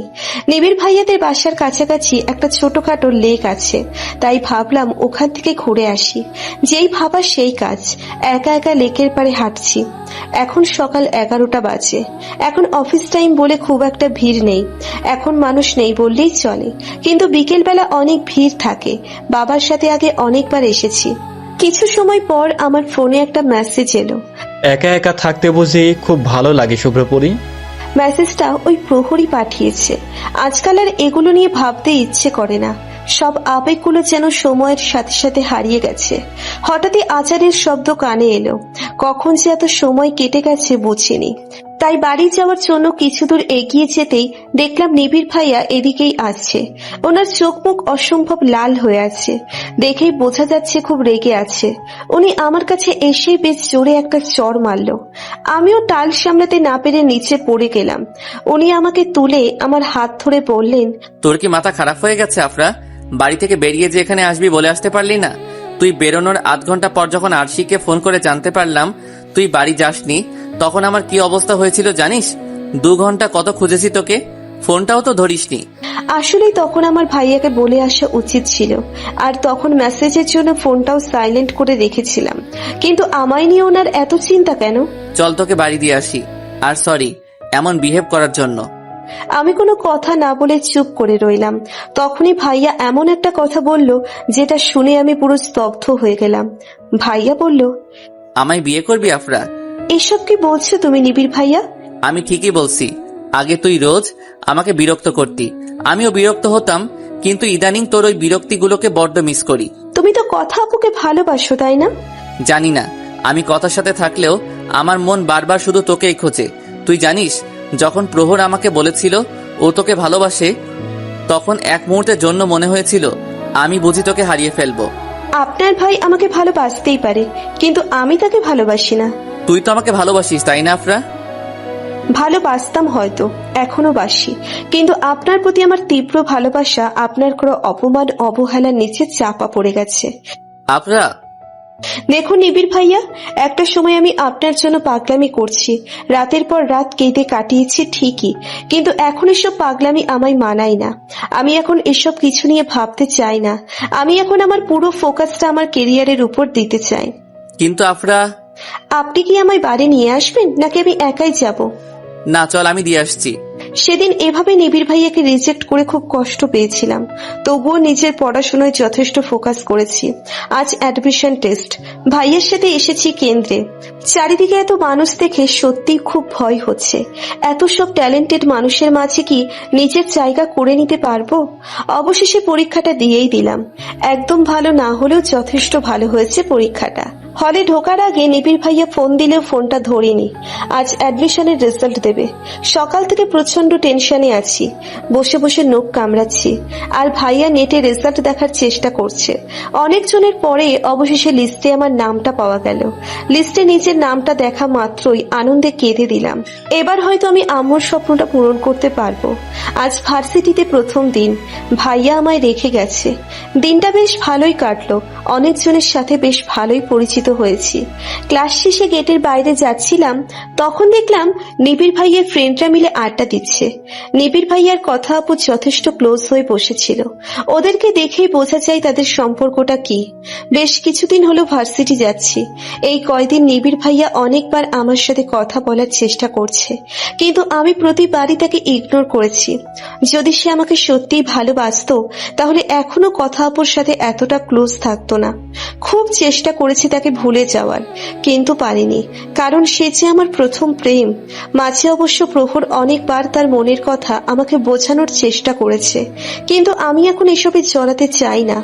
এই কয়দিন একদমই মামাবাড়ি যাইনি, খালামণিরাও আর যোগাযোগ করেনি। তবে আরাব ভাইয়া আর রাদিফের সাথে প্রায়ই কথা হয়। মাঝে মাঝে আরশি আর রাহা এসে আমার সাথে থাকে। তবুও যে দিন শেষে বাবা মায়ের শূন্যতাটা বেশ উপলব্ধি করতে পারি। আজ যদি তারা থাকতো তাহলে হয়তো আমার জীবনটাই অন্যরকম হতো। আজ আমাদের ভার্সিটিতে নবীনবরণ অনুষ্ঠান। নিবিড় ভাইয়া তো এবার অনার্স ফাইনাল ইয়ারে, তাই অন্য সবার মতো তার উপরও অনেক কাজের দায়িত্ব পড়েছে। আমি আর রাহা দুজনেই এই ভার্সিটিতে চান্স পেয়েছি। আজ রাহার কথায় একটা নীল শাড়ি পরেছি, অবশ্য দুজনেই একরকম শাড়ি পরেছি। স্টেজের সামনে বসায় নিবিড় ভাইয়ার চোখে খুব সহজেই পড়েছি। ভাইয়া বেশ কয়েকবার আমার দিকে তাকিয়েছে, সেটা আমি দেখেছি। তবুও এমন একটা ভান করে আছি যেন আমি ভাইয়াকে চিনি না। ভার্সিটিতে নিবিড় ভাইয়া সবার ক্রাশ বয়, সবাই তার পিছনে লেগে থাকে। আর নিবিড় ভাইয়াকে আমার এভাবে ইগনোর করাটা আমার নতুন বন্ধুদের ঠিক হজম হচ্ছে না। আচ্ছা, নিবিড় ভাইয়ার জন্য যেখানে সবাই পাগল, সেখানে তুই ওনাকে এভাবে ইগনোর করিস কেন? হ্যাঁ তাই তো, এমন করছিস কেন আফরা? আরে তোরা জানিস না আমার সব সময় আনকমন জিনিস পছন্দ। আর নিবিড় ভাইয়াকে তো সবাই পছন্দ করে, আমি না হয় অন্য কাউকে পছন্দ করলাম। আমার এমন উত্তরে যেন ওরা একটুও খুশি হয়নি। দিয়া আবারও বলল, জানিস নিবিড় ভাইয়া আর কথা আপু নাকি একে অপরকে ভালোবাসে। তারা নাকি সামনের মাসেই বিয়ে করবে। দিয়ার এমন কথা শুনে বুকের বাপাশে একটা চিনচিনে ব্যথা অনুভব করলাম। ওখানে আর এক মুহূর্তও দাঁড়ালাম না, রাহাকে নিয়ে বেরিয়ে পড়লাম বাড়ির জন্য।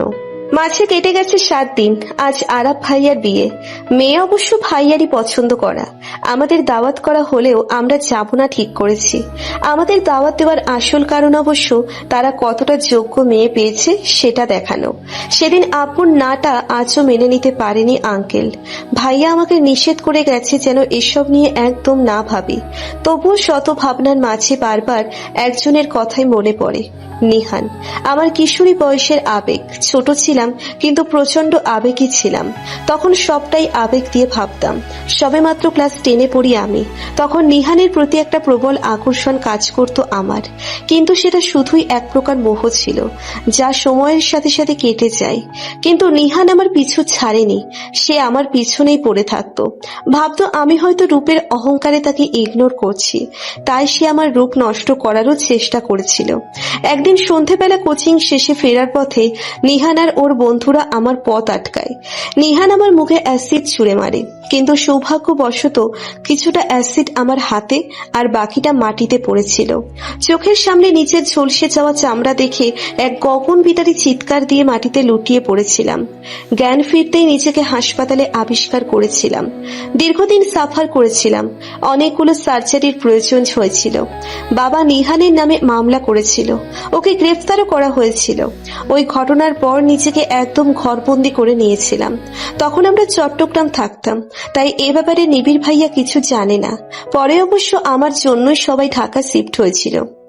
অনেকদিন পরে শুনেছিলাম নিহানের জামিন হয়ে গেছে।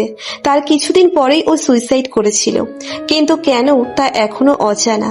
আমি এতদিন ভাবতাম হয়তো নিহানই আমার প্রথম প্রেম ছিল, কিন্তু পরে বুঝেছি যে ও আমার মোহ ছিল, আর নিবিড় ভাইয়া ছিল আমার প্রথম প্রেম। নিহানকে যে আমি পুরোপুরি ভুলতে পেরেছি তা না, আজও সেই রাতের কথা মনে পড়লেই গা শিউরে ওঠে আমার। কি অসহ্য ছিল সে যন্ত্রণা। সেদিনের সবকিছু হয়তো আমি সহ্য করেছিলাম, কিন্তু আজ যদি নিবিড় ভাইয়া আমায় কোনো কষ্ট দেয় তাহলে সেটা আমি সামলাবো কি করে?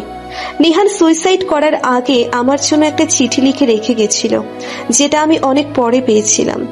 ওখানেও বলেছিল যে আমার উপর করা অন্যায় নাকি ওকে প্রতি মুহূর্তে কুড়ে কুড়ে খাচ্ছে, তাই সে আর সহ্য করতে না পেরে সুইসাইড করেছে। এখনো মাঝে মাঝে নিহানের মৃত্যুর জন্য নিজেকে দায়ী মনে হয়। আজ ভার্সিটি শেষে গেটের বাইরে দাঁড়িয়ে আছি। আজ ভাইয়া নিতে আসবে না, আর আজ একটা রিক্সাও পাচ্ছি না, তাই খানিকটা রাস্তা হেঁটেই এগিয়ে গেলাম।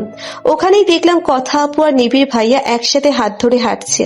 না চাইতেও চোখ দিয়ে দুফোঁটা পানি গড়িয়ে পড়ল। আমাকে দেখে নিবিড় ভাইয়া কথা আপুর হাত ছেড়ে আমার দিকে এগিয়ে এসে বলল, আমাকে যখন কথার সাথে দেখে এতটাই খারাপ লাগছে, তাহলে সেদিন না করে দিলি কেন? নাকি তুই কখনো আমায় ভালোই বাসিসনি? আমি কি শুধুই তোর মোহ ছিলাম? আপনি আমার মোহ ছিলেন না, আপনি আমার ভালোবাসা ছিলেন, আমার প্রথম প্রেম ছিলেন। কিন্তু আমি শুধুই আপনার মোহ ছিলাম, ক্ষণিকের মোহ, যা কিছু সময়ের জন্য আমার প্রতি আপনাকে আকৃষ্ট করেছিল। কিন্তু তা তো স্থায়ী ছিল না, কখনো হতো না, বরং আপনাকে বিয়ে করলে নিজেকে পস্তাতে হতো। আমার কথাগুলো শুনেই নিবিড় ভাইয়া মাথা নামিয়ে নিলেন। আমার কথাগুলো যে ভুল না সেটা উনি বুঝেছেন।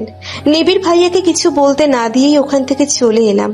খানিকক্ষণ পরেই ঝমঝমিয়ে বৃষ্টি নামে। আমি দ্রুত ব্যাগ থেকে ছাতা বের করে নিলাম। সামনে তাকিয়ে দেখলাম একটি ছেলে ও মেয়ে হাত ধরে বৃষ্টিতে ভিজছে। দেখেই বোঝা যাচ্ছে যে এরা নতুন নতুন প্রেমে পড়েছে। আকাশের দিকে তাকিয়ে এই বৃষ্টির ফোঁটাকে সাক্ষী করে সৃষ্টিকর্তার কাছে এটাই চাইলাম যেন এদের প্রথম প্রেমটা পূর্ণতা পায়। দিন শেষে যখন সবাই ক্লান্ত হয়ে নিরে ফেরে, তখন বুঝি গোধূলিটাকে এত সুন্দর লাগে। সবে সূর্য ডুবেছে, চারিদিকে এখনো সূর্যের লাল আভা বিদ্যমান। আফরা, বিকেলে ছাদে গিয়ে দাঁড়িয়েছিলাম, তখনই রাহাকে দেখে বেশ অবাক হলাম। রাহা, তুই এই সময়? তুই এমন কেন রে? কেমন? নিবিড় ভাইয়া তো তোকে জন্মেও কোনো দিন পাত্তা দেয়নি, অথচ তার পেছনে তো আঠার মতো লেগে থাকতি। আর প্রহর ভাইয়া এত দিন ধরে তোর সাথে শুধু একটু কথা বলতে চাচ্ছে, আর তুই তার সাথে কথা তো বলিসনি, উল্টো ফোনটাকেও বন্ধ করে রেখেছিস। আমি এখন এসব নিয়ে ভাবতে চাই না রাহা। আসলে কি জানিস তো, তুই প্রচন্ড বড় একটা ভুল ধারণা নিয়ে বসে আছিস। হতে পারে নিবিড় ভাইয়া তোর প্রথম প্রেম, কিন্তু সে কখনোই তোকে ভালোবাসেনি। তুই শুধু তাকে ভালোবেসে কষ্ট পেয়েছিস। তুই তো একবার প্রহর ভাইয়ার ব্যাপারে ভাবতে পারিস।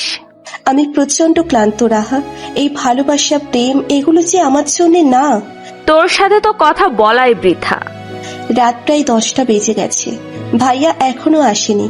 ভাইয়া কখনোই এত রাত করে বাড়ি ফেরে না, কিন্তু আজ এত লেট কেন করছে? হাসপাতালে কোনো এমার্জেন্সি থাকলে আমাকে ফোন করে বলে দেয়, কিন্তু আজ ভাইয়ার ফোনটাও বন্ধ দেখাচ্ছে। প্রায় 11টার দিকে ভাইয়া আসলো। তুই কি রে ভাইয়া, এত রাত করে ফিরবি? একবার ফোন করে বলতে তো পারতি। সরি বনু, ফোনটা না বন্ধ হয়ে গেছে। আমি একটা ঝামেলায় পড়ে গেছিলাম। আমি ফোনটা চার্জিং এ দিয়ে আসি। তুই ফ্রেশ হয়ে আয়, আমি খাবার গরম করে আনছি। রান্না বান্না কখনোই পারতাম না, একমাত্র মেয়ে বলে কখনোই কিছু করতে হয়নি, তবে এখন টুকটাক পারি। ভাইয়া একটা মেয়েকে রেখেছে, সে রান্না সহ ঘরের সব কাজ করে দিয়ে যায়। আমি আর ভাইয়া বসে খাবার খাচ্ছিলাম, তখনই ভাইয়ার ফোনটা বেজে উঠল। আমি চার্জিং থেকে ফোনটা নিয়ে এলাম। ওপাশ থেকে কি বললো তা শুনিনি, তবে ভাইয়ার কথাটা এমন ছিল, লিসেন, আমারও একটা পরিবার আছে, পার্সোনাল লাইফ আছে। আপনার মেয়ের জন্য তো আমি সেগুলো স্পয়েল করতে পারবো না। বেশ রেগে কথাগুলো বলে ভাইয়া ফোনটা কেটে দিল। কি হয়েছে ভাইয়া? আরে, আমাদের হাসপাতালে একটা মেয়ে এসেছে নতুন, এবছরই চাকরিতে ঢুকেছে। মেয়েটা তো একদম পেছনে পড়ে আসছে। আজ তো আমাকে সবার সামনে প্রপোজ করেছিল, রিজেক্ট করেছি বলে সুইসাইড করে নিয়েছে। মেয়েটা ভালো হলুদে বিয়ে করে নিতে পারিস। আর যাই হোক, ওই সাইকো মেয়েটাকে তো আমি বিয়ে করব না। রাতে শুয়ে বিছানায় এপাশ ওপাশ করছি, ঘুম আসছে না। বারবার বিকেলে রাহার বলা কথাগুলো মাথায় ঘুরছে।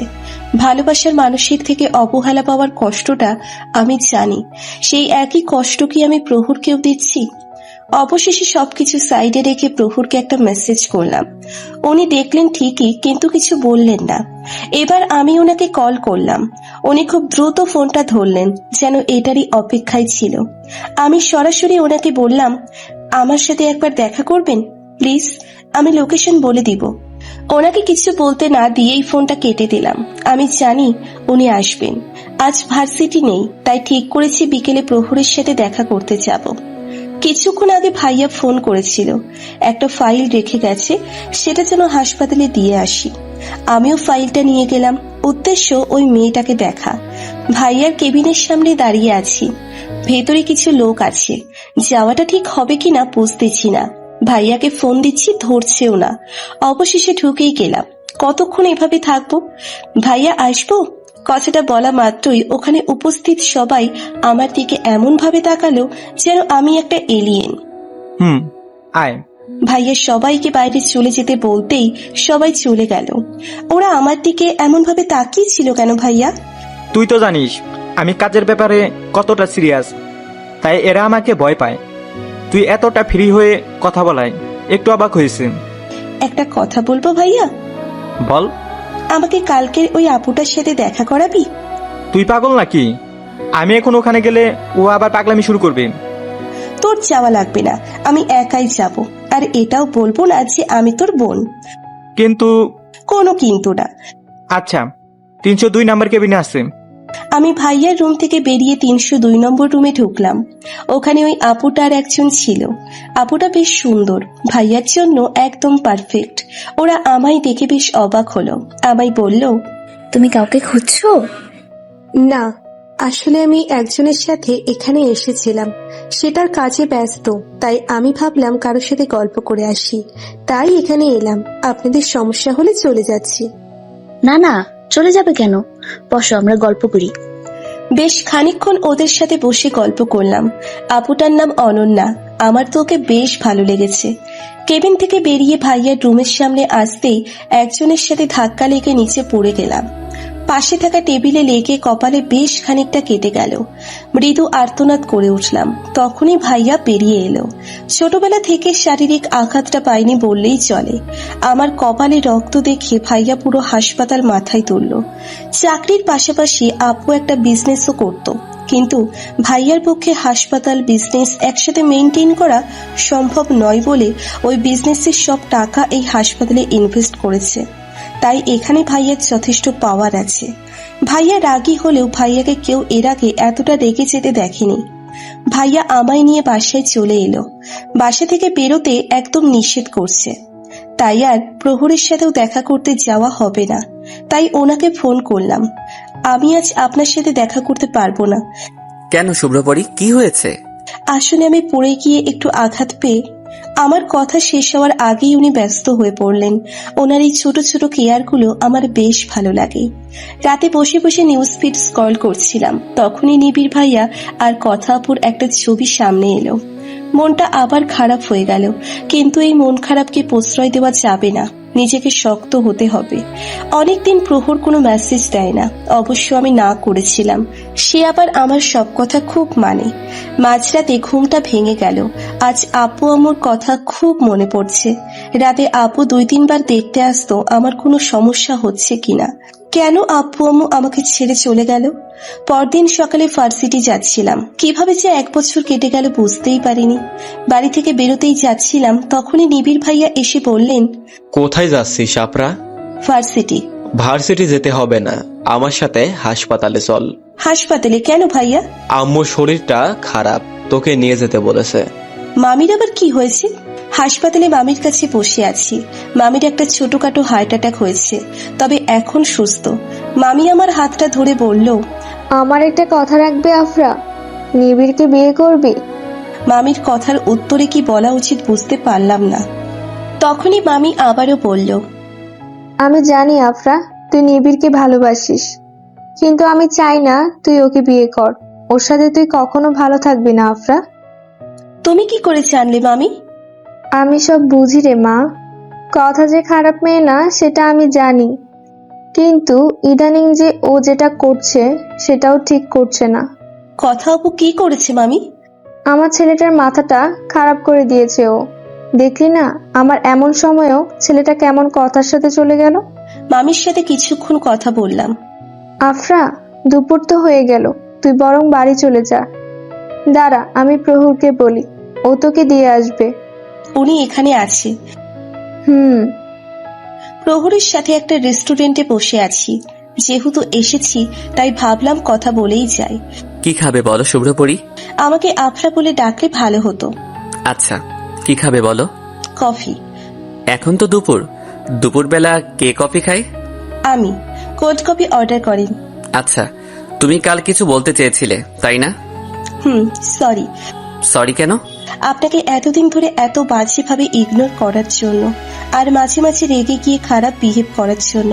উনি কিছুক্ষণ চুপ থেকে বললেন, নিবিড়কে তুমি খুব ভালোবাসো তাই না? হয়তোবা, কিন্তু আমি খুব চেষ্টা করছি তাকে ভুলে যাওয়ার। লিসেন আফরা, সব মানুষের লাইফেই প্রথম ভালোবাসাটা স্পেশাল হয়, কিন্তু তাই বলে যে মানুষ দ্বিতীয়বার কাউকে ভালোবাসতে পারে না সেটা নয়। আমি তোমাকে বলছি না যে তুমি আমাকে একটা চান্স দাও, আমি বলছি তুমি নিজেকে একটা চান্স দাও। তোমার লাইফে সত্যি এমন একজনের দরকার যে তোমাকে অন্তত মেন্টাল সাপোর্ট দিবে। আমি আপনার কথা বুঝতে পারছি, কিন্তু আমি সত্যি নিজের মনকে বোঝাতে পারি না। তুমি টাইম নাও, নিজের ক্যারিয়ার গড়ে তোলে, দেন বিয়ে নিয়ে ভেবো। বাট এখন তোমার সত্যি একজনকে দরকার। আমরা কি বন্ধু হতে পারি? সিরিয়াসলি? আমাকে তুমি বন্ধু হিসেবে সবসময় নিজের পাশে পাবে। আমি নিবিড়ের মতো তোমার ফিলিংস নিয়ে কখনো অবহেলা করব না। তার কথার উত্তরে আমি শুধু মুচকি হাসলাম। তারপর বললাম, আপনাকে একটা প্রশ্ন করব? বলো না। আপনি আমায় প্রথম কোথায় দেখেছিলেন? নিবিড়দের বাসায়। কিন্তু আপনার সাথে যেদিন আমার দেখা হয়েছিল তারও অনেক আগে থেকেই তো আপনি আমায় মেসেজ পাঠাতেন। আমি সেদিনের কথা বলিনি? তোমার মনে আছে নিবিড়ের বার্থডের কথা? যেদিন তোমার থেকে কথার গায়ে পানি পড়েছিল, ওই দিন দেখেছিলাম। আপনি তখন ওখানে ছিলেন? আমি তখন এখানেই ছিলাম, বাবা মা পরে এসেছিল। ও, আমার মনে হয় এখন বাড়ি ফেরা উচিত। চলো তোমাকে রেখে আসি। প্রহর আমাকে বাড়িতে নামিয়ে দিয়ে গেলেন। কেন জানি এই মানুষটার সাথে কথা বললেই আমার মনটা ভালো হয়ে যায়। বারবার এই মানুষটাকে বিশ্বাস করতে মন চায়। এটা কি নতুন কোনো অনুভূতির সূচনা? বাসায় এসেছি অনেকক্ষণ। দুপুরে ভাইয়া বাসায় আসেনি, রাতেও ফিরতে দেরি হবে। বিকেলে এক কাপ কফি নিয়ে সোফায় বসে মাত্র টিভিটা অন করেছি, তখনই দরজায় বেল বেজে উঠল। দরজা খুলে দেখি নিবিড় ভাইয়া। প্রচন্ড বিধ্বস্ত চেহারা ওনার, চোখ মুখ ফুলে একদম লাল হয়ে আছে। ভেতরে ঢুকেই উনি আমাকে জড়িয়ে ধরে কেঁদে দিলেন। নিবিড় ভাইয়া, কি হয়েছে আপনার? আফরা, কথা আমাকে ঠকিয়েছে। মানে? কথা অন্য কাউকে বিয়ে করে নিয়েছে। কিন্তু কথা আপু এটা কেন করলো? কারণ ছেলের প্রচুর টাকা। তুই তো জানিস কথা একটা মিডিল ক্লাস ফ্যামিলি থেকে আসে। ওর বাবা মা ওর পড়ার খরচ দেয় না। এতদিন আমি ওর সব খরচ দিতাম, এখন ওর পড়া শেষ, তাই নাকি আমাকে আর লাগবে না। কথাটা বলেই নিবিড় ভাইয়া ফুপিয়ে কেঁদে উঠল। ঠিক কতটা কষ্ট পেলে একটা ছেলে এভাবে কাঁদে তা আমার জানা নেই। আমাকে বিয়ে করবি আফরা? এসব আপনি কি বলছেন? আমিও কথাকে দেখাতে চাই যে আমি ওকে ছাড়া অন্য কাউকে নিয়ে বাঁচতে পারি। বেশ সুন্দর একটা কারণ দেখালেন। আপনি আমাকে কি মনে করেন বলুন তো? যখন আপনার প্রয়োজন হয় তখন আমাকে কাছে টেনে নেন, আর যখন মনে হয় ছুঁড়ে ফেলে দেন। যখন আপনার কাছে কথা আপু ছিল তখন আমাকে আপনার প্রয়োজন হয়নি। আজ কথা আপু নেই বলেই আপনি এমন করছেন। আফরা, একদম আমাকে দুর্বল করার চেষ্টা করবেন না নিবিড় ভাই। আফরা, তুই আপনি খুব ভালো করে জানেন নিবিড় ভাইয়া যে আপনার সামনে আমি নিজেকে কন্ট্রোল করতে পারি না। গত 3 বছর তো কম কষ্ট অবহেলা দেননি আমায়। আজ যখন আপনার ভালোবাসা আপনাকে ফিরিয়ে দিয়েছে তখন আপনার আমার কথা মনে পড়েছে। আপনি হয়তো ভাববেন যে আমি স্বার্থপর, তবে তাই একটু ভালোবাসা পাওয়ার জন্য আপনার পিছনে কিভাবে ঘুরেছি আমি। আর আপনি কি করেছেন আমার সাথে?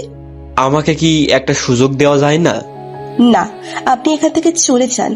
কেউ দেখলে ভুল ভাববে। মনটা আজ বড্ড পড়ছে। যত যাই হোক, নিবিড় ভাইয়ের কষ্ট যে আমি সহ্য করতে পারি না। প্রথম ভালোবাসা বুঝি এমনই হয়?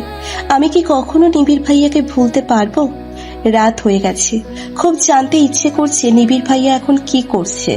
একা একা থাকতে ভালো লাগছিল না, তাই আরশিকে ডেকে পাঠালাম। আরশির সাথে অনেকক্ষণ গল্প করলাম।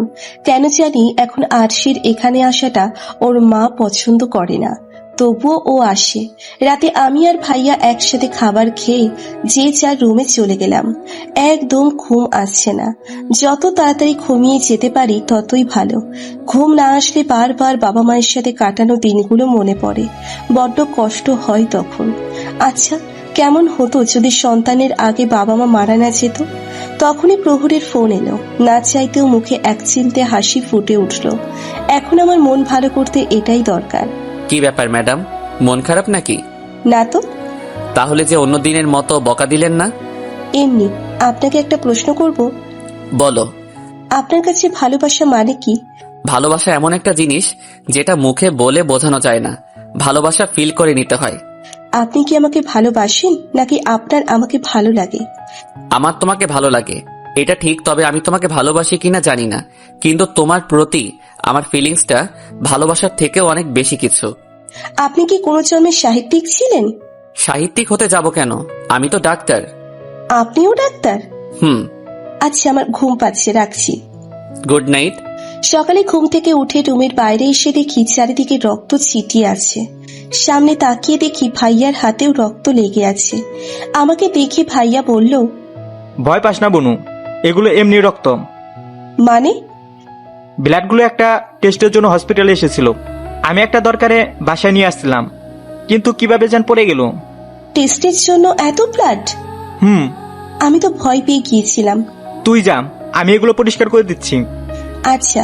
ভার্সিটি যাওয়ার সময় রাস্তায় দাঁড়িয়েছিলাম, একটাও রিক্সা পাচ্ছি না। তখনই একটা গাড়ি এসে থামলো আমার সামনে। গাড়িটা প্রহরের ছিল। আমি নামিয়ে দিয়ে আসি। আপনি? আসতে পারো। খেয়ে ফেলবো না তোমায়? আচ্ছা। আচ্ছা, তুমি কি সত্যি আফরা না তার যমজ বোন? মানে?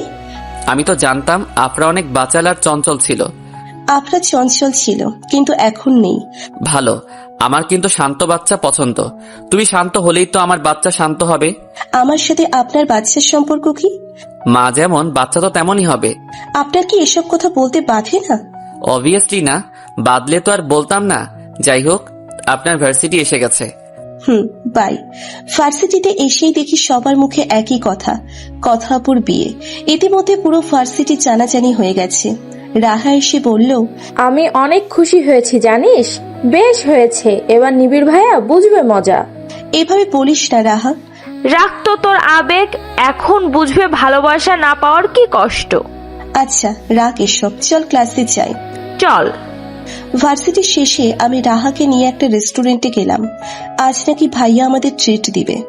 খাবারের অর্ডার দিয়ে বসে আছি। দেখলাম পাশের একটা টেবিলে অনন্যা আপু ও আরো অনেকে বসে আছে। আমাদেরকে ভাইয়ার সাথে ওরা বারবার কেমন অদ্ভুতভাবে তাকাচ্ছিল। তখন ভাইয়ার একটা ফোন আসায় ভাইয়া বাইরে চলে গেল। তখনই অনন্যা আপুর কিছু ফ্রেন্ড আমাদের কাছে এসে বলল, এই যে পিচ্চি বাবুরা, একদম আবির ভাইয়ার থেকে দূরে থাকবে। এই যে এই মেয়েটাকে দেখছো না, ও অনন্যা, আবিরের ওয়াইফ। কথাটা শোনা মাত্রই আমার আর রাহার রিয়াকশনটা জাদুঘরে তুলে রাখার মতো। অনন্যা আপু যেহেতু আমায় আগে থেকে চিনত, তাই ও বারবার সবাইকে নিষেধ করছে এসব বলতে, কিন্তু ওরা তো বলেই যাচ্ছে। তখন ভাইয়াও এসে গেছে।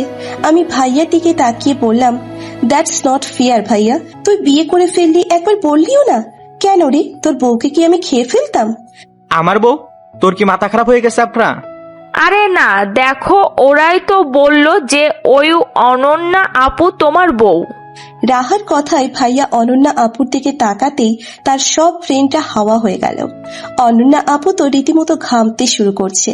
অনেক সাহস সঞ্চার করে ভাইয়াকে প্রশ্ন করলো, আফরা আপনার কেমন বোন লাগে? নিজের বোন লাগে। তাতে তোমার কোনো সমস্যা আছে? না না, আমার তো ভালোই লাগছে। বিয়ের পর তো আপনার বাড়িতে একা একা থাকা লাগবে না। আপুর কথার বিপরীতে ভাইয়া আপুর দিকে তাকাতে আপু দৌড়ে রেস্টুরেন্ট থেকে বেরিয়ে গেল। বিকেলে বাসায় বসে বোর হচ্ছিলাম, তাই রাহাকে নিয়ে ফুচকা খেতে বেরোলাম। রাহাকে প্রহরের ব্যাপারে অল্প কিছু বলছি। আজ ভাবলাম ওকে সবকিছুই বলবো। ওর থেকেই জানতে চাইবো যে আমার কি প্রহরের ব্যাপারে ভাবা উচিত। ফুচকার দোকানে ফুচকা খেয়ে রাহাকে নিয়ে একটা মলে গেলাম টুকটাক কিছু কেনার জন্য। মলে একটা চুড়ির দোকানে প্রহরকে দেখলাম। ওকে এখানে দেখে খুশি হয়েও যেন হতে পারলাম না, কারণ ওর সাথে একটা মেয়েও ছিল। দুজন পছন্দ করে চুড়ি কিনছিল। এতদিনে প্রহরের প্রতি যে বিশ্বাস জন্মেছিল তা যেন নিমেষেই ভেঙে গেল। সব ছেলেরা বুঝি একই রকম হয়। ওখান থেকে সরে আসছিলাম, তখনই প্রহর আমাদের দেখে নেয়। ও আমাকে বলে, আফরা তুমি ভুল বুঝছো, আমি তোমাকে সবটা। ওর কোনো কথা না শুনেই বাইরে চলে এলাম। প্রহরও আমার পিছন পিছন বাইরে চলে এলো। বাইরে ভাইয়া আমাদের জন্য অপেক্ষা করছিল। আমি কোনো কথা না বলেই গাড়িতে উঠে গেলাম। ভাইয়া রাহাকে বাড়িতে নামিয়ে দিয়ে গাড়ি আমাদের বাড়ির রাস্তায় ঘুরিয়ে নিল। কিছুক্ষণ পর আমায় বলল, ছেলেটা কে ছিল আফরা? আমি ভাইয়াকে প্রহরের ব্যাপারে সবটা খুলে বললাম, একদম শুরু থেকে। ভাইয়া আমায় শুধু বলল, তোর মনে হয় ওকে একটা চান্স দেওয়া উচিত, আর নিবিড়কে মনে রাখাটা তোর বোকামি হবে।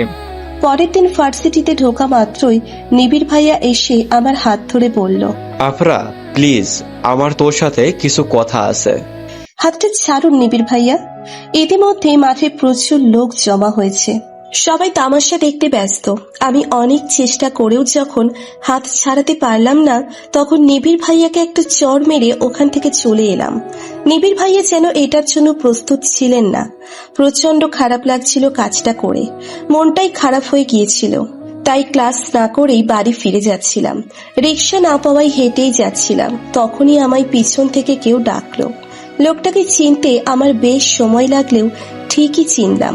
ও রাফাত, আমার ক্লাসমেট ছিল এক সময়, নিহানের বেস্ট ফ্রেন্ডও ছিল। আমাকে চিনতে পেরেছিস আরফা? রাফাত, তুই এখানে? আমি তো ভেবেছিলাম তুই আমায় চিনবি না। না, তা কেন? কথা বলতে বলতে দুজন রাস্তা ধরে এগোচ্ছিলাম, তখনই একটা গাড়ি আমাদের সামনে দিয়ে গিয়ে জোরে ব্রেক কষলো। গাড়িটা প্রহরের, কিন্তু উনি এখানে কেন? উনি গাড়ি থেকে নেমে আমার সামনে এসে বললেন, এই ছেলেটাকে? আমার ফ্রেন্ড রাফাত। উনি রাফাতের দিকে তাকিয়ে বললেন, হ্যালো, আমি প্রহর। আফরার উঠবি, আমার একটু কাজ আছে ওর সাথে, তাই ওকে নিয়ে যাচ্ছি। বলেই উনি হাত টেনে আমায় গাড়িতে বসালেন। আপনি আমার কোন জন্মের উঠবি হন? স্টপ। স্টপ কি? হ্যাঁ, আপনি আমার নামে এগুলো কি বলে বেড়ান? হ্যাঁ, আর একটাও বাজে কথা বললে সোজা কাজী অফিসে নিয়ে গিয়ে বিয়ে করে ফেলবো, বুঝলে? আপনি তো খুব ডেঞ্জারাস। সেটা আজ বুঝলে? আমি কিন্তু খুব রোমান্টিকও। ডেমো দেখাবো নাকি? একদম না। আমরা কোথায় যাচ্ছি? আমার শ্বশুর বাড়ি। মানে? তোমাকে বাসায় রাখতে যাচ্ছি, ইডিয়েট। আর তুমি ওই ছেলেটার সাথে কি করছিলে? ও নিহানের ফ্রেন্ড ছিল না? যদি তোমার কোনো ক্ষতি করে দিত? ও এমন ছেলে না। তবু তোমার ব্যাপারে আমি কোনো রিস্ক নিতে চাই না আফরা। ওনার এই একটা কথায় আমার সারা শরীরে এক অদ্ভুত শিহরণ বয়ে গেল। এ যে এক নাম না জানা অদ্ভুত অনুভূতি। প্রথম ভালোবাসাকে ভুলে যাওয়া খুব কঠিন একটা কাজ জানি, তবু আমি তোকে বলবো তুই নিবিড়কে ভুলে যা। ও তোর জন্য ঠিক না। কিন্তু ভাইয়া, প্রহর কি আমার জন্য ঠিক? বনু, সেটা না হয় তুই নিজেই দেখে নে। ওর সাথে টাইম স্পেন্ড কর, ওকে বোঝার চেষ্টা কর। আমি যাচ্ছি। আচ্ছা, আজ ভাইয়ার কথা শুনে ঠিক করলাম আমি প্রহরকে একটা চান্স দিব। হয়তো সে ভালোবাসার প্রতি আমার ধারণাটাই পাল্টে দিবে। রেডি হয়ে রাস্তায় দাঁড়িয়ে আছি। প্রহর নাকি আজ আমায় নিয়ে কোথাও যাবে। প্রায় 10 মিনিট পর উনি আসলেন। উঠে এসো। আমাকে নিয়ে কোথায় যাবেন? তোমাকে মেরে ড্রেনে ফেলে দিব আজ। এগুলো কেমন কথা? তো এমন বিহেভ করছো কেন? আমি কি তোমাকে কিডন্যাপ করে নিয়ে যাচ্ছি? আমি তো নর্মালি। পুরো রাস্তা যদি আর একটাও কথা বলেছো তো। আচ্ছা, একদম চুপ করে থাকবো। ঘন্টাখানেক পরে উনি আমায় একটা নদীর পাড়ে নিয়ে এলেন। জায়গাটা বেশ সুন্দর, নিরিবিলি, অনেকটা গ্রাম টাইপ। এতদিন পরে এমন খোলা হাওয়া পেয়ে মনটা একদম ফুরফুরে হয়ে গেল। ধন্যবাদ আমার মনটা ভালো করে দেওয়ার জন্য। এই ভালোটা কতক্ষণ স্থায়ী হবে জানি না, তবে ধন্যবাদ। সারা জীবন এভাবে তোমার মনটা ভালো রাখার অধিকার দিবে আমায় আফরা? তার কথার পরিপ্রেক্ষিতে আমি চুপ রইলাম। ভয় পেও না আফরা, তুমি আমার ক্ষণিকের মোহ নও, তুমি আমার ভালোবাসা। তোমাকে আমি ভালোবাসি আফরা, প্রচন্ড ভালোবাসি। এত কম সময়ে কি কাউকে এতটা ভালোবাসা চাই? ভালোবাসা মন থেকে আসে, এখানে সময়টা ফ্যাক্ট না। তুমি কি এখনো আমায় বিশ্বাস করতে পারছো না আফরা? তোমার কি আমার প্রতি এ কদিনে একটু ফিলিংস জন্মায়নি? হ্যাঁ, জন্মেছে, তবে সেটা ভালোবাসা কিনা তা আমি জানি না। আপনার সাথে থাকতে আমার ভালো লাগে, আপনাকে বিশ্বাস করতে ইচ্ছে করে। আর আপনি যদি আমাকে এতটাই ভালোবাসেন তাহলে কাল ওই মেয়েটা রাহি ছিল, আমার কাজিন। তোমার জন্য চুড়ি কিনতে গিয়েছিলাম, কিন্তু একটাও চয়েস হচ্ছিল না, তাই ওকে নিয়ে গিয়েছিলাম। আর ও অনেক ছোট। সরি, আমি কিন্তু আবার কাজিনকে ভালোবেসে বাস খাই না। আপনি সব কিছুতে নিবিড় ভাইয়াকে কেন টানেন বলুন তো? আচ্ছা সরি, আমি কিন্তু আমার প্রশ্নের উত্তরটা পাইনি। আমার একটু সময় লাগবে। তুমি সময় নাও, কিন্তু এতটাও সময় নিও না যেন পরে পস্তাতে হয়। একটু আগে মামি ফোন করেছিল, নিবিড় ভাইয়া আর প্রহরের মাঝে যেন ঝামেলা হয়েছে, তারা নাকি মারপিটও করেছে।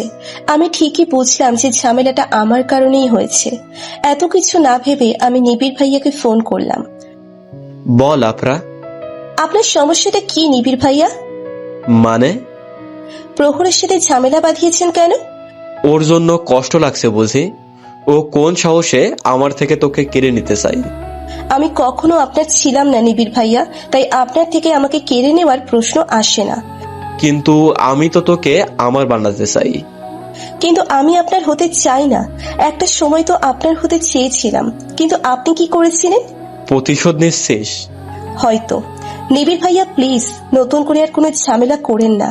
আপনি নিজেও ভালো থাকেন আর আমাকেও ভালো থাকতে দেন। ফোনটা রেখে দুহাত দিয়ে মাথা চেপে বিছানায় বসে পড়লাম। আর নিতে পারছি না এসব। আজ যদি বাবা মা থাকতো তাহলে হয়তো এত কষ্ট পেতে হতো না। একটা ভুল মানুষকে ভালোবাসলে বুঝি এত কষ্ট পেতে হয়? পরের দিন ভার্সিটি থেকে ফেরার পথে মামার বাসায় গেলাম। মামি ফোন দিয়েছিল, নিবিড় ভাইয়া নাকি কি পাগলামি শুরু করেছে। মামির বাসায় গিয়ে সোজা নিবিড় ভাইয়ার রুমে গেলাম। চারিদিকে সবকিছু উল্টোপাল্টা হয়ে পড়ে আছে, মেঝেতে কাচের টুকরো ছিটানো। নিবিড় ভাইয়ার হাত থেকেও রক্ত ঝরছে। এসব কি নিবিড় ভাইয়া? আফরা প্লিজ আমার হয়ে যা, তোকে ছাড়া আমি থাকতে পারবো না। হঠাৎ এত ভালোবাসা কই থেকে এলো নিবিড় ভাই? আপনি এসব শুধুমাত্র জেদের বশে করছেন। কথা বুকে নিজের ক্ষমতা দেখানোর জন্য আমার সাথে এমন কেন করছেন? আফরা, বাস্তবে ফিরে আসুন নিবিড় ভাই। বাস্তবতা বড় কঠিন, বুঝতে শিখুন। শুধু অন্যের কাছে নিজেকে জাহির করার জন্য অন্যের লাইফ নিয়ে খেলা বন্ধ করুন প্লিজ। তুইও আমাকে ছেড়ে চলে যাবি আফরা? এখানে চলে যাওয়ার কোনো কথা আসছে না ভাইয়া। আপনার জীবনে যার কোনো অস্তিত্ব নেই তার চলে যাওয়া নিয়েও আপনার কোনো প্রবলেম হবে না। দ্বিতীয়বার আর ভাইয়ার দিকে তাকানোর সাহস হলো না। ওই চোখে যে আমাকে মেরে ফেলার বিষ আছে। আমি সরাসরি মামির কাছে গিয়ে জানতে চাইলাম, নিবিড় ভাইয়া এসব কেন করছে মামি? মামি আমার দিকে করুণ দৃষ্টিতে তাকিয়ে বলল, প্রহরের মা ফোন করেছিল, বলল ওদের নাকি তোকে খুব পছন্দ, ওরা তোকে প্রহরের বউ বানাতে চায়। প্রহরও নাকি তোকে পছন্দ করে। আমাদের কোনো সমস্যা ছিল না এটাতে, কিন্তু নিবিড়কে জানানোর পর থেকেই ও এসব উল্টাপাল্টা কাজ করছে। তুমি একটু নিবিড় ভাইয়াকে বোঝাও। আমার ছেলেটার আজ এই অবস্থা শুধু কথার জন্য। এই মেয়েটা কখনো ভালো থাকবে না দেখিস। মামি, এখন তুমিও যদি তার খারাপ চাও তবে তোমার আর তার মধ্যে পার্থক্য রইল কই? তুই হয়তো ঠিকই বলেছিস। আমি আসছি মামি। সাবধানে যাস। নিবিড় ভাইয়াদের বাসা থেকে বেরিয়ে রাস্তায় এসেই দেখলাম কথা আপুকে, সাথে একটা ছেলেও আছে, হয়তো ওর হাজবেন্ড হবে। দুজন কি সুন্দর হাসছে। মানুষকে ঠকানো মানুষগুলোই বুঝি দিন শেষে ভালো থাকে। নিবিড় ভাইয়া তো সত্যিই কথা আপুকে খুব ভালোবাসতো, তাহলে কথা আপু এমনটা কেন করলো? আর নিবিড় ভাইয়া এমন পাগলামি কেন করছে? আমার জন্য নিবিড় ভাইয়া আর প্রহরের সম্পর্কটা খারাপ হয়ে গেল। এরপর এসব কতদিন চলবে? এসব ভাবতে ভাবতে রাস্তা দিয়ে হাঁটছিলাম, তখনই কেউ আফরা বলে চিৎকার করে উঠল। তার চিৎকারে ধ্যান ভাঙলো আমার। সামনে তাকিয়ে দেখি একটা ট্রাক খুব দ্রুত গতিতে আমার দিকেই আসছে। আমার চোখের সামনে সব ঝাপসা হয়ে গেল। এই বুঝি আফরা নামক মানুষটার অস্তিত্ব বিলীন হয়ে গেল। এবার বুঝি সব সমস্যা মিটে যাবে। আমি কিছু বুঝে ওঠার আগেই ট্রাকটা আমার কাছে আসতে কেউ আমায় টেনে সরিয়ে নিল। আমিও টাল সামলাতে না পেরে নিচে পড়ে গেলাম। মাথা তুলে সামনের দিকে তাকানো মাত্রই একটা থাপ্পড় পড়ল আমার গালে। অশ্রুসিক্ত নয়নে তাকাতেই সামনে প্রহরকে দেখলাম। আমি কিছু বলার আগেই সে বলা শুরু করলো, তোমার কি কোনো সেন্স নেই? এভাবে কেউ রাস্তায় হাঁটে? মন কোথায় থাকে তোমার? আমি জাস্ট শাট আপ। আর কোনো কথা শুনতে চাই না আমি। চলো আমার সাথে, চলো, হসপিটালে যেতে হবে। হসপিটালে কেন যাব? সাদি কি তোমাকে ইডিয়েট বলি? হাতটা যে কতটা কেটে গেছে দেখেছো? আসলেই হাতটা অনেকটা কেটে গেছে, খুব যন্ত্রণাও হচ্ছিল। আমার প্রতি ওনার এত কেয়ার ভালো লাগলেও আজ ওনার উপর খুব অভিমান হলো। এমন অবস্থায় উনি আমায় থাপ্পড় মারতে পারলো? প্রহর আমাকে একটা হসপিটালে নিয়ে গেল। এত হাসপাতাল থাকতে এখানে নিয়ে আসা লাগলো আপনার? এখানে কি প্রবলেম? ভাইয়া আমায় এই অবস্থায় দেখলে খুব রেগে যাবে। তাহলে তো ঠিকই আছে, তোমার ভাইয়ারও জানা উচিত যে তুমি রাস্তায় কেমনে হাঁটো। ধুর, ভিতরে গিয়ে একটা নার্স আমার ড্রেসিং করতে নিলেই প্রহর বললেন, গিয়ে ভালো কোনো ডাক্তারকে ডেকে আনুন। এইটুকু তো উনি করে নিতে পারবেন। স্টপ আফরা, আমি তোমার ব্যাপারে কোনো রিস্ক নিতে চাই না। নার্স গিয়ে একটা ডাক্তারকে নিয়ে এলো। ওটা অনন্যা আপু ছিল। অনন্যা আপু খুব সুন্দর করে আমায় ড্রেসিং করে দিল। এখানে কম বেশি সবাই আমাকে চেনে। আমিও অনন্যা আপুকে বলে দিয়েছি যেন ভাইয়াকে কিছু না বলে, কিন্তু ওই নার্সটা গিয়ে ভাইয়াকে ডেকে নিয়ে এসেছে। আমার তো নার্সটাকে কাছে চিবিয়ে খেতে ইচ্ছে করছে। কি হয়েছে বনু? কিছু হয়নি ভাইয়া, হাঁটতে গিয়ে পা স্লিপ করে পড়ে গিয়েছিলাম। আমার কথা শুনে প্রহর আমার দিকে কটপট দৃষ্টিতে তাকালো, তারপর বলল, একদম মিথ্যে বলছে ভাইয়া। আজ রাস্তায় অ্যাক্সিডেন্ট করতে মরতে বসেছিল, আমি না থাকলে এতক্ষণ স্বর্গে চলে যেত। এসব কি আফরা?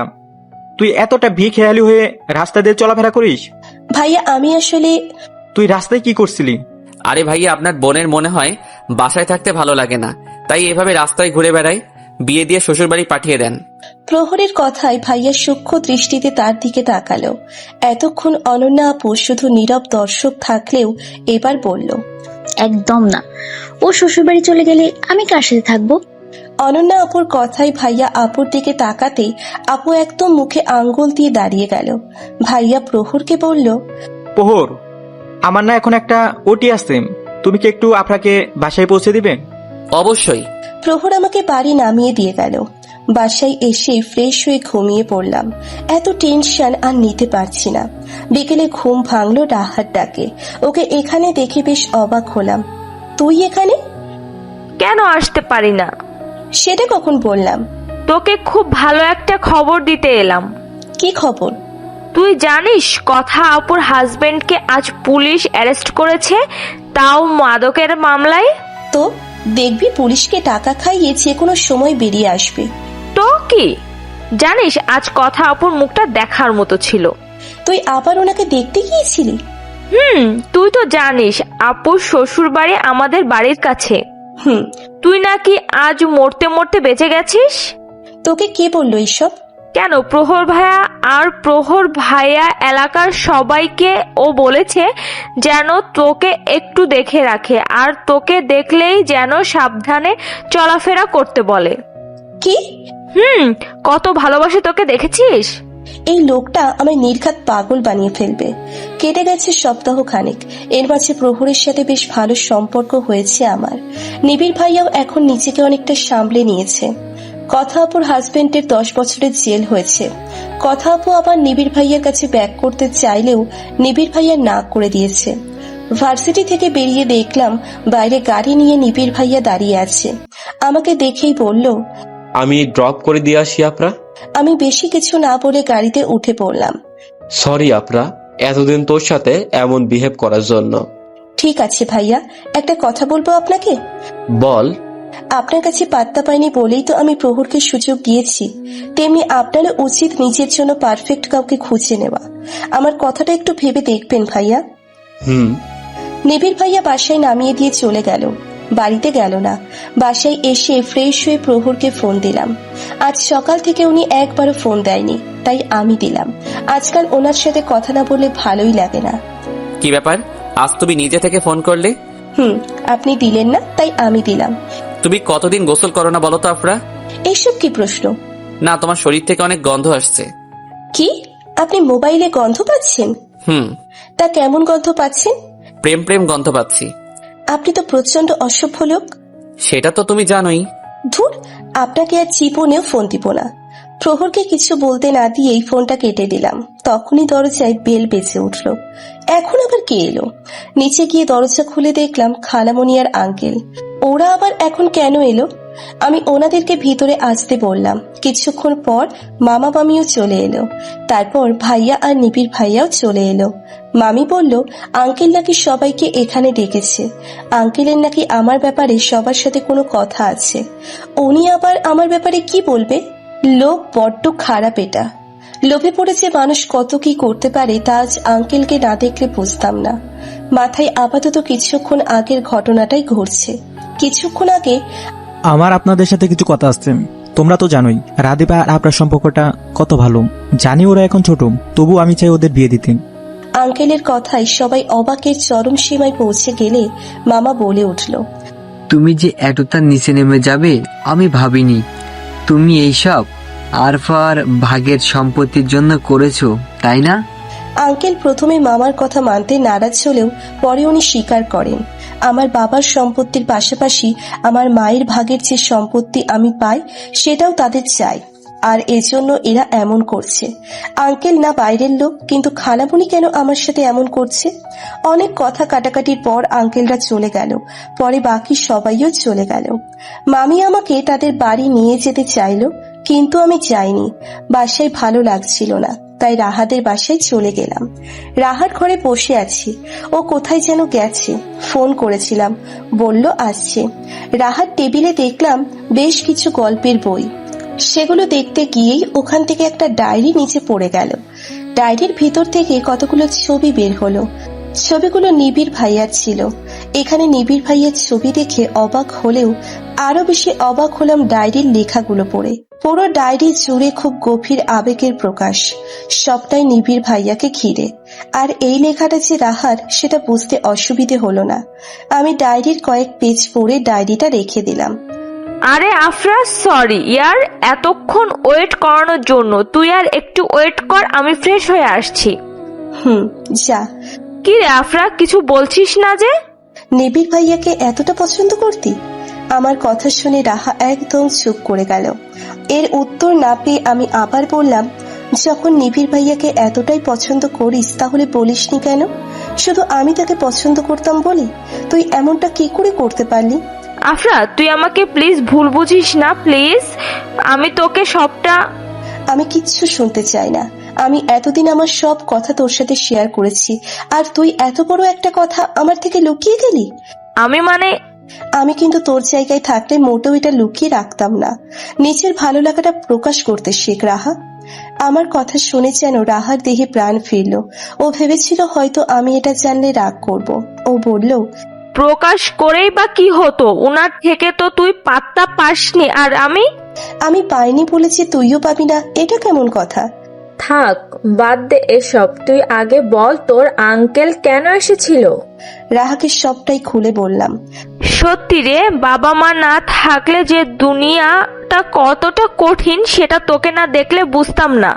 আরো কিছুক্ষণ রাহাদের বাসায় থাকলাম, তারপর বাড়ির দিকে রওনা হলাম। বেশ খানিকটা রাস্তা আসতেই আমার পথ আটকালো প্রহর। হঠাৎ ওনাকে এখানে দেখে বেশ অবাক হলাম। আপনি এখানে? তোমায় দেখতে এলাম। আপনি প্লিজ আমার পিছনে আসবেন না, রাস্তার মানুষ দেখলে খারাপ ভাববে। সো হোয়াট, আমি মানুষের কথা শুনি না। কিন্তু আমাকে শুনতে হয়। আচ্ছা বাবা, রেগে যাচ্ছ কেন? যাব না তোমার সাথে। ওকে, তুমি সাবধানে বাসায় যাও। বাসায় এসে দেখলাম পুরো বাসাটা একদম অন্ধকার। আমি বুঝলাম না এমন কেন। দোপা এগোতেই সব লাইট একসাথে জ্বলে উঠল। সবাই একসাথে বলে উঠল, হ্যাপি বার্থডে আফরা। আনন্দে আমার চোখ দিয়ে পানি বেরিয়ে গেল। সবাই আছে এখানে, এমনকি রাহা আর প্রহরও। এরা কখন এলো, আর আমার আগেই বা কি করে এলো? ভাইয়া আমার দিকে এগিয়ে এসে বলল, আজ আর কাঁদিস না বনু, চল কেকটা কাটবি। বাবা মা থাকতে তারা সব সময় আমার বার্থডে পালন করতেন। তারা চলে যাবার পরেও এমন একটা সারপ্রাইজ পাবো ভাবিনি। আজ যে আমার জন্মদিন সেটা আমার মাথায় ছিল না। মামা মামি এমনকি প্রহরের মা বাবাও ছিলেন। ভাইয়া নাকি তাদের ইনভাইট করেছিল। প্রহরের বাবা ভারী রসিক মানুষ, উনি একাই সবাইকে মাতিয়ে রাখলেন। সবাই মিলে একসাথে অনেক মজা করলাম। গত 1 বছর পর আজ প্রাণ খুলে হাসলাম। নিবিড় ভাইয়া আমার দিকে এগিয়ে এসে বলল, এই সব কিছু কিন্তু প্রহরের জন্য হয়েছে, সবটাই ওর প্ল্যান ছিল। তাহলে উনি রাস্তায় কি করছিলেন? আমাদের সব প্রস্তুতি নেওয়ার আগেই তুই চলে আসতি, তাই ও তোকে আটকাতে গেছিল। ও নিবিড় ভাইয়া আর প্রহরের মাঝে সব ঝামেলা মিটে গেছে দেখে ভালো লাগলো। নিবিড় ভাইয়া মানুষটা অতটাও খারাপ না। যদি রাহা আর নিবিড় ভাইয়া এক হতো তাহলে হয়তো সব ঝামেলাই মিটে যেত। রাতে শুয়ে শুয়ে তখনকার কথা ভাবছিলাম। অনেকদিন পরে যেন একটু স্বস্তি পেয়েছি আজ। ভাবলাম এত কিছুর জন্য প্রহরকে আমার একটা ধন্যবাদ দেওয়া উচিত, তাই ওনাকে ফোন করলাম। কি ব্যাপার, সেদিন তো খুব বললে আর ফোন করবে না, তাহলে? আপনাকে ফোন করাটাই ভুল হয়েছে আমার। সরি, রাগ করো না। কেন ফোন করেছো বলো? ধন্যবাদ, অনেকগুলো ধন্যবাদ আমাকে এত সুন্দর একটা সন্ধ্যা উপহার দেওয়ার জন্য। শুধু এটাতেই এত খুশি? তোমার জন্য তো আরো অনেক সারপ্রাইজ অপেক্ষা করছে ডিয়ার। মানে? এত মানে বুঝতে হবে না, অনেক রাত হয়েছে, এখন ঘুমাও। আজ আর কথা বলবেন না? না, তোমার সাথে যত কথা বলবো তত তোমার মায়ায় জড়িয়ে যাব। এমনিতেই তোমার মায়ায় ডুবে আছি, এবার নির্ঘাত মরে যাব। তোমার ওই কথার মায়ায় পড়লে যে আমার আর নিস্তার নেই। প্রহর ফোনটা কেটে দিল। অন্যদিন তো কথা বলার জন্য পাগল হয়ে থাকে, আজ তো তাড়াতাড়ি কেটে দিল। আমি আর এটা নিয়ে বেশি মাথা না ঘামিয়ে ঘুমিয়ে পড়লাম। সকালে ফ্রেশ হয়ে বাইরে গিয়ে দেখলাম ভাইয়ার ঘরে কিছু ভাঙার আওয়াজ হলো। আমি দ্রুত ভাইয়ার ঘরে ঢুকতে গেলেই দরজার সামনে থাকা কাচের টুকরোয় লেগে পা কেটে যায়। আমি মৃদু আর্তনাদ করে উঠি। সামনে তাকিয়ে দেখি পুরো ঘরে সবকিছু ভেঙে চুরে পড়ে আছে। আমার চিৎকার শুনে ভাইয়া আমার দিকে এগিয়ে এলো। কি হয়েছে আফরাম, একটু দেখে চলবি তো, কতটা পা কেটে গেছে? ভাইয়া আমাকে ঘরে নিয়ে সুন্দর করে ড্রেসিং করে দিল। ভাইয়ার মুখ দেখেই বুঝলাম সে খুব রেগে আছে, সাথে অনেক টেনশনেও আছে। ভাইয়া হসপিটালে ফোন করে বলে দিল যে আজ সে যাবে না। আজ কাজের মেয়েটাও আসেনি, তাই ভাইয়া রান্না করবে। ভাইয়া রান্না বান্না মোটামুটি পারে। ভাইয়া আমার জন্য আমার পছন্দের আলুর পরোটা বানালো। দুজনেই একসাথে নাস্তা করে কিছুক্ষণ আড্ডা দিলাম। ধীরে ধীরে যেন সেই আগের দিনগুলো ফিরে পাচ্ছিলাম। সারাদিন ভাইয়া বাসায় ছিল, আমাকে তো একদম বিছানা থেকে নামতে নিষেধ করে দিয়েছে। আমিও এক জায়গায় বসে বসে বোর হচ্ছিলাম। বিকেলের দিকে হসপিটাল থেকে ভাইয়ার একটা কল এলো, খুব নাকি এমার্জেন্সি আছে। ভাইয়া যেতে না চাইলেও আমি জোর করে পাঠিয়ে দিলাম। সন্ধ্যা নেমে এসেছে, মাগরিবের আজানও দিয়ে দিয়েছে। কিছুক্ষণ পরেই কারেন্ট চলে গেল। এখানে তেমন লোডশেডিং হয় না। হঠাৎ মনে হলো দরজার কাছে কেউ দাঁড়িয়ে আছে। কে ওখানে? কে? কেউ সাড়া দিল না। ছায়ামূর্তিটা আমার দিকে এগিয়ে আসতে লাগলো। আমি বিছানা থেকে নেমে সেদিকে এগিয়ে যেতে নিলেই স্লিপ করে পড়ে গেলাম। প্রচন্ড ব্যথা পেলাম পায়ে। আবার ব্লিডিং শুরু হয়েছে। জানালা দিয়ে দূরের আবছা আলো আসছে, কিন্তু সেটা দিয়ে কিছু ভালো মতো বোঝা যাচ্ছে না। মানুষটা ক্রমেই আমার দিকে এগিয়ে আসছে। আমি ওঠার শক্তিও পাচ্ছি না। এবার যেন প্রচন্ড ভয় হচ্ছে। আমি অনেক কষ্টে উঠে দাঁড়াতে গিয়েও পড়ে গেলাম। অসহ্য যন্ত্রণায় চোখ মুখ খিচে আছি। এবার লোকটা আমার একদম কাছাকাছি চলে এলো। আবছা আলোয় লোকটাকে দেখে আমার কলিজার পানি শুকিয়ে গেল। জ্ঞান হারানোর উপক্রম হলো। চোখের সামনে সবকিছু অন্ধকার হয়ে আসার আগেই অস্ফুট সুরে বললাম, নিহান। সময় চলেছে তার আপন গতিতে। দিনও কারোর জন্য থেমে থাকে না। সেও তার আপন গতিতে এগিয়ে চলেছে। আমার পায়ের ক্ষত অনেকটাই সেরে গিয়েছে। সেদিন অতিরিক্ত ব্লিডিং হওয়ার কারণেই এতটা সময় লাগলো। সেদিন আমি অযথাই এত ভয় পেয়েছিলাম। আমার মাথায় সেদিন এটা আসেইনি যে ওটা নিহান না হয়ে রুহানও হতে পারে। রুহান হলো নিহানের ছোট ভাই। রুহান ছোট হলেও ওর চেহারা একদম নিহানের মতো। খুব কাছ থেকে কেউ না দেখলে ওদের পার্থক্য করতে পারতো না। ও নাকি নিহানের ঘরে আমার কিছু জিনিস পেয়েছিল, তাই দিতে এসেছিল।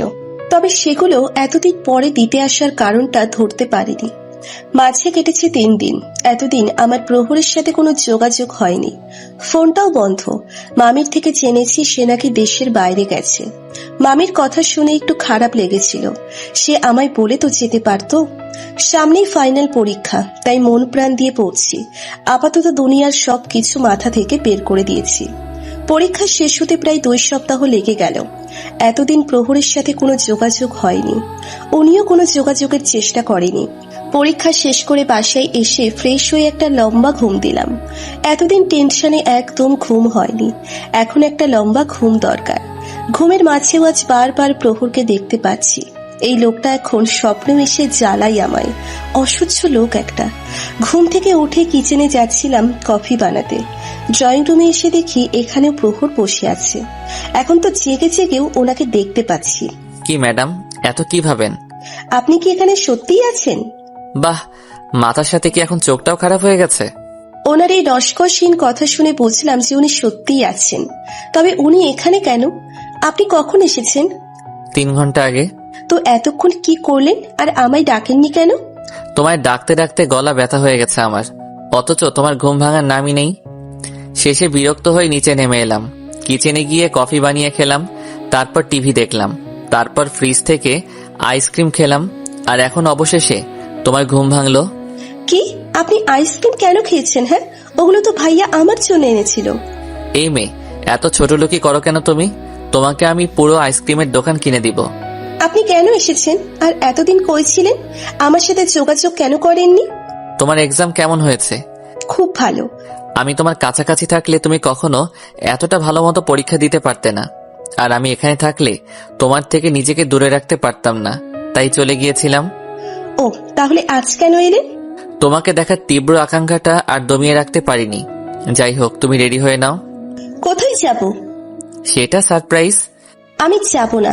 যদি আমায় নিয়ে গিয়ে আপনি আমায় মেরে ফেলেন? আমি পাপ করি না, জানো তো। আত্মহত্যা মহাপাপ, আর তোমাকে মেরে ফেলা মানে নিজেকে নিজে মেরে ফেলা, আর এই কাজ আমি কখনো করতে পারবো না। আর তুমি স্টুপিটের মতো সারাদিন এসব উল্টাপাল্টা চিন্তা মাথায় নিয়ে ঘোরো কেন? আচ্ছা বাবা, আপনি দাঁড়ান, আমি তৈরি হয়ে আসছি।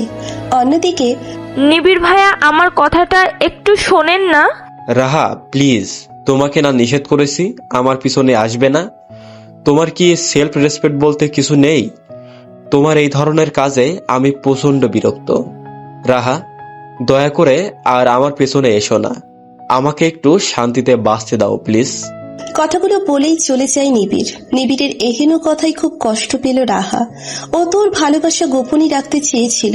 শুধুমাত্র আফরার কথাই ও নিবিড়কে ওর মনের কথাটা বলেছিল, বাকিটা তো জানেনি।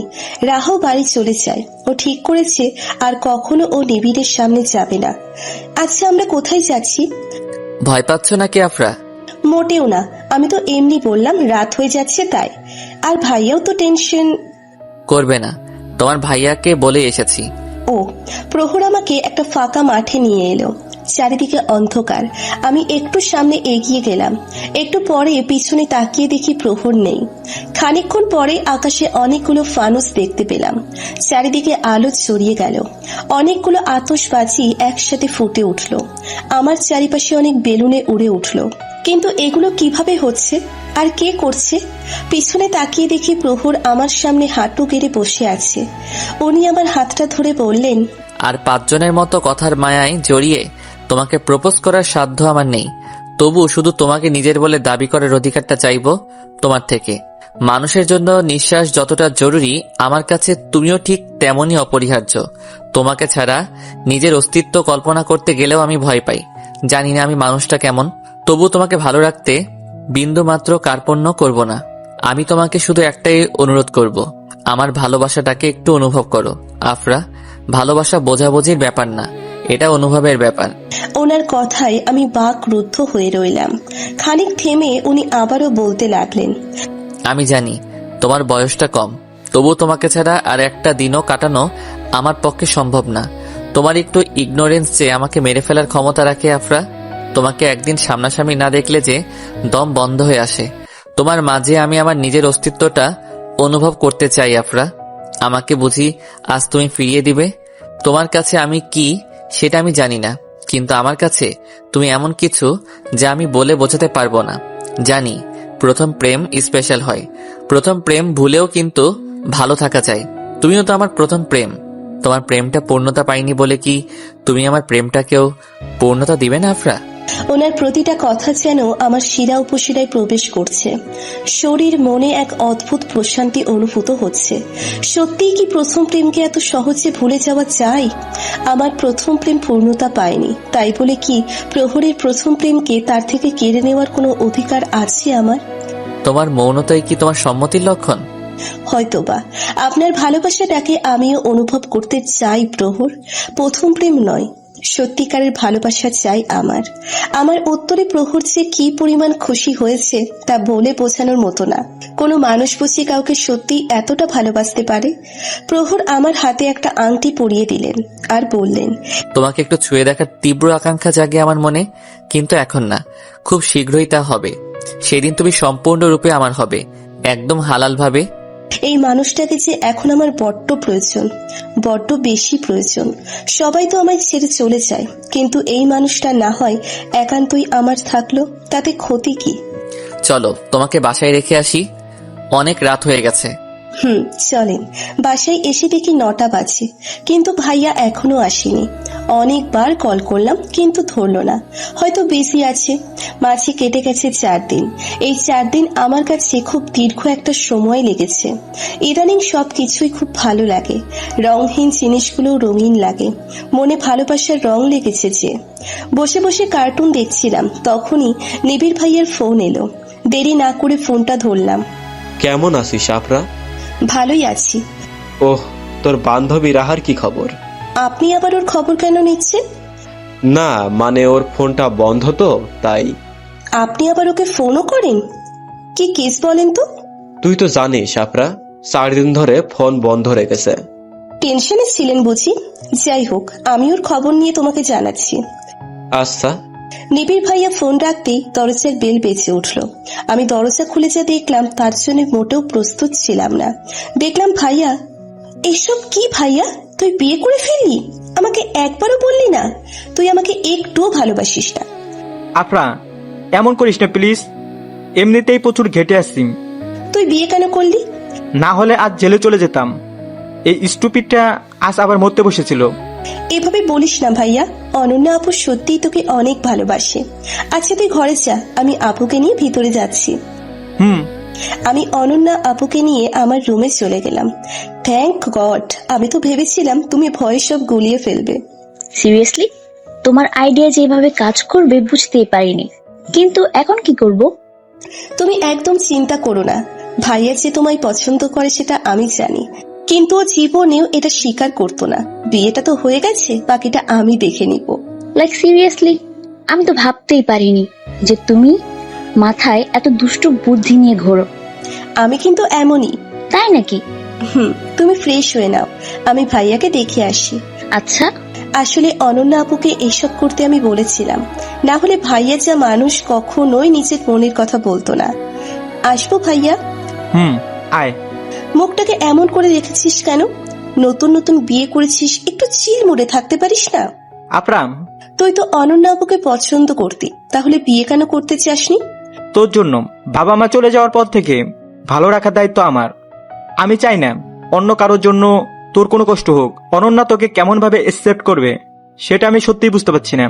বাবা মা চলে যাওয়ার পর ভাইয়াই আমাকে আগলে রেখেছে, আমার সব ভুলগুলোকে দুনিয়ার থেকে লুকিয়ে রেখেছে। ছোটবেলা থেকেই ভাইয়া সব সময় আমায় বেস্ট জিনিসটাই দিয়েছে। আজ আমিও তাকে তার পছন্দের জিনিসটা দিলাম। আমার কষ্ট হলে হবে, তবুও সে তো খুশি হবে। আর আমি জানি অনন্যা আপু এমন মেয়ে না। তুই চিন্তা করিস না ভাইয়া, অনন্যা আপু আমাকে একদম তার নিচের বোনের মতোই দেখবে। নিচে দরজায় বেল বাজার শব্দ হলো। আমি নিচে চলে গেলাম, সাথে ভাইয়াও এলো। দরজা খুলে দেখি মামা, মামি আর প্রহরের বাবা মা। তোমরা সবাই এখানে? আবিরের বউ দেখতে এলাম। তোমাদেরকে কে বললো এসব? কেন প্রহর? উনি কিভাবে জানলেন? ও তো আবিরের বিয়েতে সাক্ষী ছিল। মামির কথা শুনে কটমট দৃষ্টিতে ভাইয়ার দিকে তাকালাম। এটা কি ঠিক হলো ভাইয়া? তুই ওনাকে বিয়ের সাক্ষী বানালি আর আমাকে জানানোর প্রয়োজনও মনে করলি না? ভাইয়া আমার দিকে করুণ দৃষ্টিতে তাকিয়ে রইল। দুপুরবেলা মাত্রই একটু ঘুমিয়েছিলাম, তখনই ফোন বেজে উঠল। না দেখেই ফোনটা তুললাম। কে? কে কি? হ্যাঁ তুই কি রে আফরা? বললি যে রাহার সাথে কথা বলাবি, অথচ এখনো কিছু করলি না। নিবিড় ভাইয়া, রাহা আপনার সাথে কথা বলতে চায় না তো আমি কি করতে পারি? প্লিজ আফরা, কিছু একটা কর। আমি সত্যি সেদিনের বিহেভের জন্য দুঃখিত, একবার কথা বলানোর ব্যবস্থা করে দে। আচ্ছা দেখছি। ভর দুপুরবেলা যাচ্ছি রাহাদের বাড়ি। মহারানীকে কত ফোন করলাম, ধরলো না। আর এদিকে তো নিবিড় ভাইয়া আমাকে ফোন দিয়ে পাগল করে দিচ্ছে। রাহাকে অনেক বুঝিয়ে নিয়ে গেলাম নিবিড় ভাইয়ার সাথে দেখা করাতে। ওরা দুজন কথা বলছে, আমি খানিকটা দূরে দাঁড়িয়ে আছি। ইদানিং নিবিড় ভাইয়ের সাথে কাউকে দেখলে আর খারাপ লাগে না। দাঁড়িয়ে দাঁড়িয়ে বোর হচ্ছিলাম, তাই প্রহরকে ফোন করলাম। উনি মহারাজ ফোন তো ধরলেন না, উল্টে কেটে দিলেন। প্রচন্ড রাগ হলো ওনার এমন কাজে। অসহ্য লোক একটা। এদিকে ওরা দুজন এমন ভাবে কথা বলছে যা আজ আর শেষ হবে না। ওদেরকে বলে আমি সামনের লেকটার দিকে গেলাম। বিকেল হয়ে এসেছে, চারিদিকে সুন্দর বাতাস, বাতাসে কিছু একটার মিষ্টি গন্ধ ভাসছে। একা একা হাঁটতে মাঝে মধ্যে ভালোও লাগে, কিন্তু এমন জনসমাগমের জায়গায় একা হাঁটা মানে লোকের বিনোদনের মাধ্যম। হঠাৎই কেউ পেছন থেকে আমার চুল টেনে ধরলো। প্রচন্ড রাগ নিয়ে পিছনে তাকিয়ে দেখি রাদীপ। তুই এখানে কিভাবে? আর এভাবে পাবলিক প্লেসে চুল টেনে ধরে মাথাটা ধরে গেল আবার। আরে চুপ কর মা, এত কথা কেউ একবার বলে? তুই তো বাতালি থেকে গেলি। তুই হঠাৎ এখানে কেন? আবির ভাইয়ের বউ দেখতে আসছি। বাই দ্য ওয়ে, আমি কিন্তু সব জানি। কি জানিস? এটাই যে সবকিছু তোর প্ল্যান ছিল। প্রহর ভাই আমাকে সব বলে দিয়েছে। তুই প্রহরকে চিনিস? আমার একটা মাত্র দুলাভাই বলে কথা, তাকে না চিনলে হয়? আর যাই বলিস না কেন, মানুষটা কিন্তু তোর জন্য একদম পারফেক্ট। কি বলিস তুই এসব? আমি আর রাদীপ কথা বলছিলাম, তখনই রাহা ফোন করে বলল নিবিড় ভাইয়া নাকি ওর প্রপোজালটা নিয়ে ভেবে দেখবে বলেছেন। ওরা নাকি বাসায় চলে গেছে। আমি আর রাদীপও বাসায় চলে এলাম। দিন চলেছে তার আপন গতিতে। আজ আমার ফার্স্ট ইয়ারের রেজাল্ট দিবে। বসে বসে নখ কামড়াচ্ছি। সামনে অনন্যা আপু খাবার নিয়ে বসে আছে, আর ভাইয়া আমাকে টেনশন করতে মানা করছে। খানিকক্ষণ পরে রেজাল্ট জানতে পারলাম। প্রথম হয়নি, কিন্তু বেশ ভালো পজিশনে আছি। মনটা একদম ফুরফুরে হয়ে গেল। ভাইয়া আর অনন্যা আপুর সম্পর্ক বেশ ভালো চলছে, সাথে রাহা আর নিবিড় ভাইয়ারও। প্রথমে অনন্যা আপুর বাড়ির লোক না মানলেও পরে তারা সব মেনে নেয়, কিন্তু ইদানিং প্রহর আমাকে খুব কম টাইম দেয়। 4 দিন পর আজ দেখা করবে বলেছে। কতক্ষণ ধরে একটা রেস্টুরেন্টে বসে আছি, অথচ ওনার আসার নাম নেই। সরি, একটু লেট হয়ে গেছে। এতদিন কই ছিলেন? চাকরি খুঁজছিলাম। বউকে মেনটেন করার জন্য তো একটা চাকরি দরকার। তো চাকরি পেয়ে গেছেন? একটা হসপিটালে জেনারেল সার্জনের। ও আপনি কি নিবিড় ভাইয়ের চেয়ে বড়? 2 বছরে। তাহলে তো আপনি বুড়ো। শেষ পর্যন্ত একটা বুড়ো বর জুটলো আমার কপালে। আর আমার কপালে যে একটা পিচ্চি বউ জুটলো তার কি। আহারে। চলো, আজ তোমাকে নিয়ে একটা জায়গায় যাব। কোথায়? আমাদের বাড়ি। মা নিয়ে যেতে বলেছে তোমায়। প্রহরদের বাসায় এসেছি। প্রহরের মা খুব ভালো মানুষ, একদম নিজের মেয়ের মতো দেখে আমায়। আমি ওদের পুরো বাড়িটা ঘুরে দেখছিলাম। প্রহরের রুমে ঢুকেই আমার চোখ আটকে গেল সামনের দেয়ালের দিকে। পুরো দেয়াল জুড়ে আমার বিভিন্ন সময়ে তোলা ছবি, কিন্তু এত ছবি উনি কোথায় পেয়েছেন? ছবিগুলো খুব সুন্দর আর যত্ন করে রাখা, সেটা দেখেই বোঝা যাচ্ছে। ওনার রুমের সব কিছু খুব সুন্দর সাজানো গোছানো। নর্মালি ছেলেদের ঘর এতটা পরিপাটি হয় না। আমি খুব মনোযোগ দিয়ে ঘরের সব কিছু দেখছিলাম। তখনই প্রহর রুমে এলো আর বলল, ভালো করে দেখো, কিছু পছন্দ না হলে বদলে ফেলবো। তাছাড়া বিয়ের পর তো এখানে শুধু তোমার সাজগোজে জিনিসই থাকবে। আমি মোটেও এত সাজি না। এত কি, আমি তো একটু সাজি না। প্রহর বিছানায় বসে এক টান দিয়ে আমাকে ওনার কোলে বসিয়ে বললেন, তোমার যা রূপ আছে তা কারো হৃদয়ে ঝলসে দেওয়ার জন্য যথেষ্ট। আর কিসের দরকার বলো? হয়েছে, আর তেল দিতে হবে না। আমি জানি আমি কতটা সুন্দর। হোয়াট? তুমি সুন্দর? Like seriously? তোমার মতো পেতনিকে সুন্দর কে বলেছে? ওনার এই সেকেন্ড রং বদলানোর স্বভাবটা আমার মোটেও পছন্দ না। আমি রাগ করে ঘর থেকে বেরিয়ে এলাম। আন্টি রান্নাঘরে ছিল। আমি ওনার কাছে গিয়ে ওনাকে সাহায্য করতে চাইলাম, উনি না করে দেন। উনি আমাকে ওনার ঘরে নিয়ে গেলেন। খুব সুন্দর একটা চেন আমার গলায় পরিয়ে দিলেন আর বললেন, এটা আমার মেয়ের ছিল, কিন্তু এটা বেশি দিন পড়ার সৌভাগ্য ওর হয়নি, তাই তোমায় দিলাম। আমার ছেলের মতো এটাকেও আগলে রেখো আফরা। আপনার একটা মেয়েও আছে, প্রহর তো কখনো বলেনি আমায়। হ্যাঁ, আমার মেয়ে ছিল, এখন নেই। আমার পরি আর নেই আমার কাছে। মানে? 4 বছর আগে ও মারা গেছে। আমাদের একটা ভুল সিদ্ধান্ত ওকে শেষ করে দিয়েছে। আমি চাই না আমার পরীর মতো প্রহরও আমাদের ছেড়ে চলে যাক, তাই ওর কোনো কাজে আমরা ওকে না করি না। আপনার মেয়ে কি মারা গেছে আন্টি? না, ও মারা যায়নি, শুধু আমাদের থেকে অনেক দূরে চলে গেছে। মানে? আমার মেয়েটা 4 বছর আগেই আমাদের ছেড়ে চলে গেছে। সে আর কখনো ফিরবে না আমার কাছে। আপনি তো বললেন উনি মারা যাননি, তাহলে? ও তো মারা যায়নি, ওকে মেরে ফেলা হয়েছিল। জানো তো, ও একটা ছেলেকে ভালোবাসতো। ছেলেটা ভালো ছিল না, অনেকগুলো সম্পর্ক ছিল ওর। এজন্য তোমার আঙ্কেল তাকে মেনে নেয়নি, কিন্তু পরি লুকিয়ে সেই ছেলেটাকে বিয়ে করে নিয়েছিল। কথাগুলো বলতে গিয়ে প্রহরের মা বারবার কেঁপে উঠছেন। ওনার চোখ দিয়ে অশ্রুধারা গড়িয়ে পড়ছে। উনি আবারও বলতে শুরু করলেন। বিয়ের কিছুদিন ভালো গেল, তারপর থেকেই ঝামেলা শুরু হয়। খুব অত্যাচার করতো আমার মেয়েটাকে ওরা। ওকে কত বললাম তুই ফিরে আয়, এলো না। ওর একটাই কথা, ও কোন মুখে ফিরে যাবে।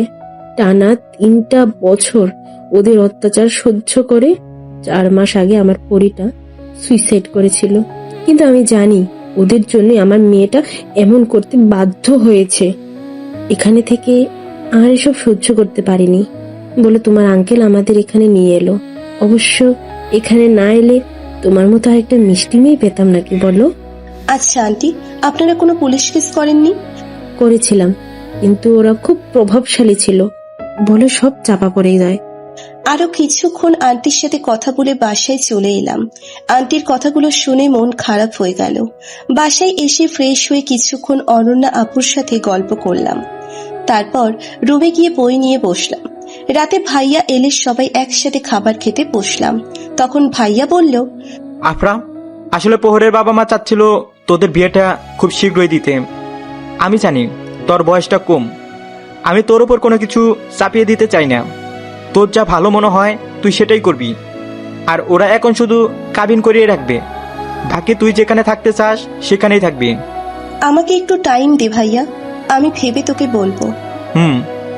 কোনো চাপ নিস না বুনু, তোর যেটা ভালো মনে হবে তুই সেটাই করবি। ভাইয়াকে আর কিছু না বলে চলে এলাম। আমার এটা নিয়ে ভাবার জন্য সত্যি একটু টাইম দরকার। রাতে অনেক ভাবার পরও আমি কোনো ডিসিশন নিতে পারলাম না আমার আসলে কি করা উচিত। পরদিন সকালে উঠে ভার্সিটি গেলাম। আজ রাহার সাথে বিয়ের কথাটা শেয়ার করব, কিন্তু রাহা আজ ভার্সিটি এলোই না। আমিও 2টো ক্লাস করেই চলে এলাম। ভাইয়া আর অনন্যা আপু দুজনেই হাসপাতালে গেছে। অনেক ভেবে চিন্তে দেখলাম বিয়েটা আমার করে নেওয়া উচিত। আমি প্রহরকে ছাড়া ভালো থাকতে পারবো না। রাতে ভাইয়াকেও বলে দিলাম আমি বিয়েটাতে রাজি। ভাইয়াও সে মতো প্রহরের বাবা মায়ের সাথে কথা বলল। রাতে নিবিড় ভাইয়া ফোন দিল। এত রাতে নিবিড় ভাইয়ার কল দেখে বেশ অবাক হলাম। বেশি কিছু না ভেবে ফোনটা তুললাম। বিয়ে করেছিস আফরা? নিবিড় ভাইয়া আসলে কি জানিস তো আফরা, কথাকে আমি হয়তো সত্যি ভালোবাসতাম। ও আমাকে ছেড়ে চলে যাওয়ার পর আমার মনে হয়েছিল হয়তো প্রথম প্রেম ছাড়া জীবন অসম্পূর্ণ। তখন আমি তোকে চেয়েছিলাম শুধু কথাকে ভুলে থাকার জন্য। তুই ঠিকই বলেছিলি, তোর প্রতি আমার যা ছিল তা শুধুই মোহ ছিল। কিন্তু রাহা আমার লাইফে আসার পর বুঝেছি মানুষ প্রথম প্রেম ভুলেও নতুন করে প্রেমে পড়তে পারে।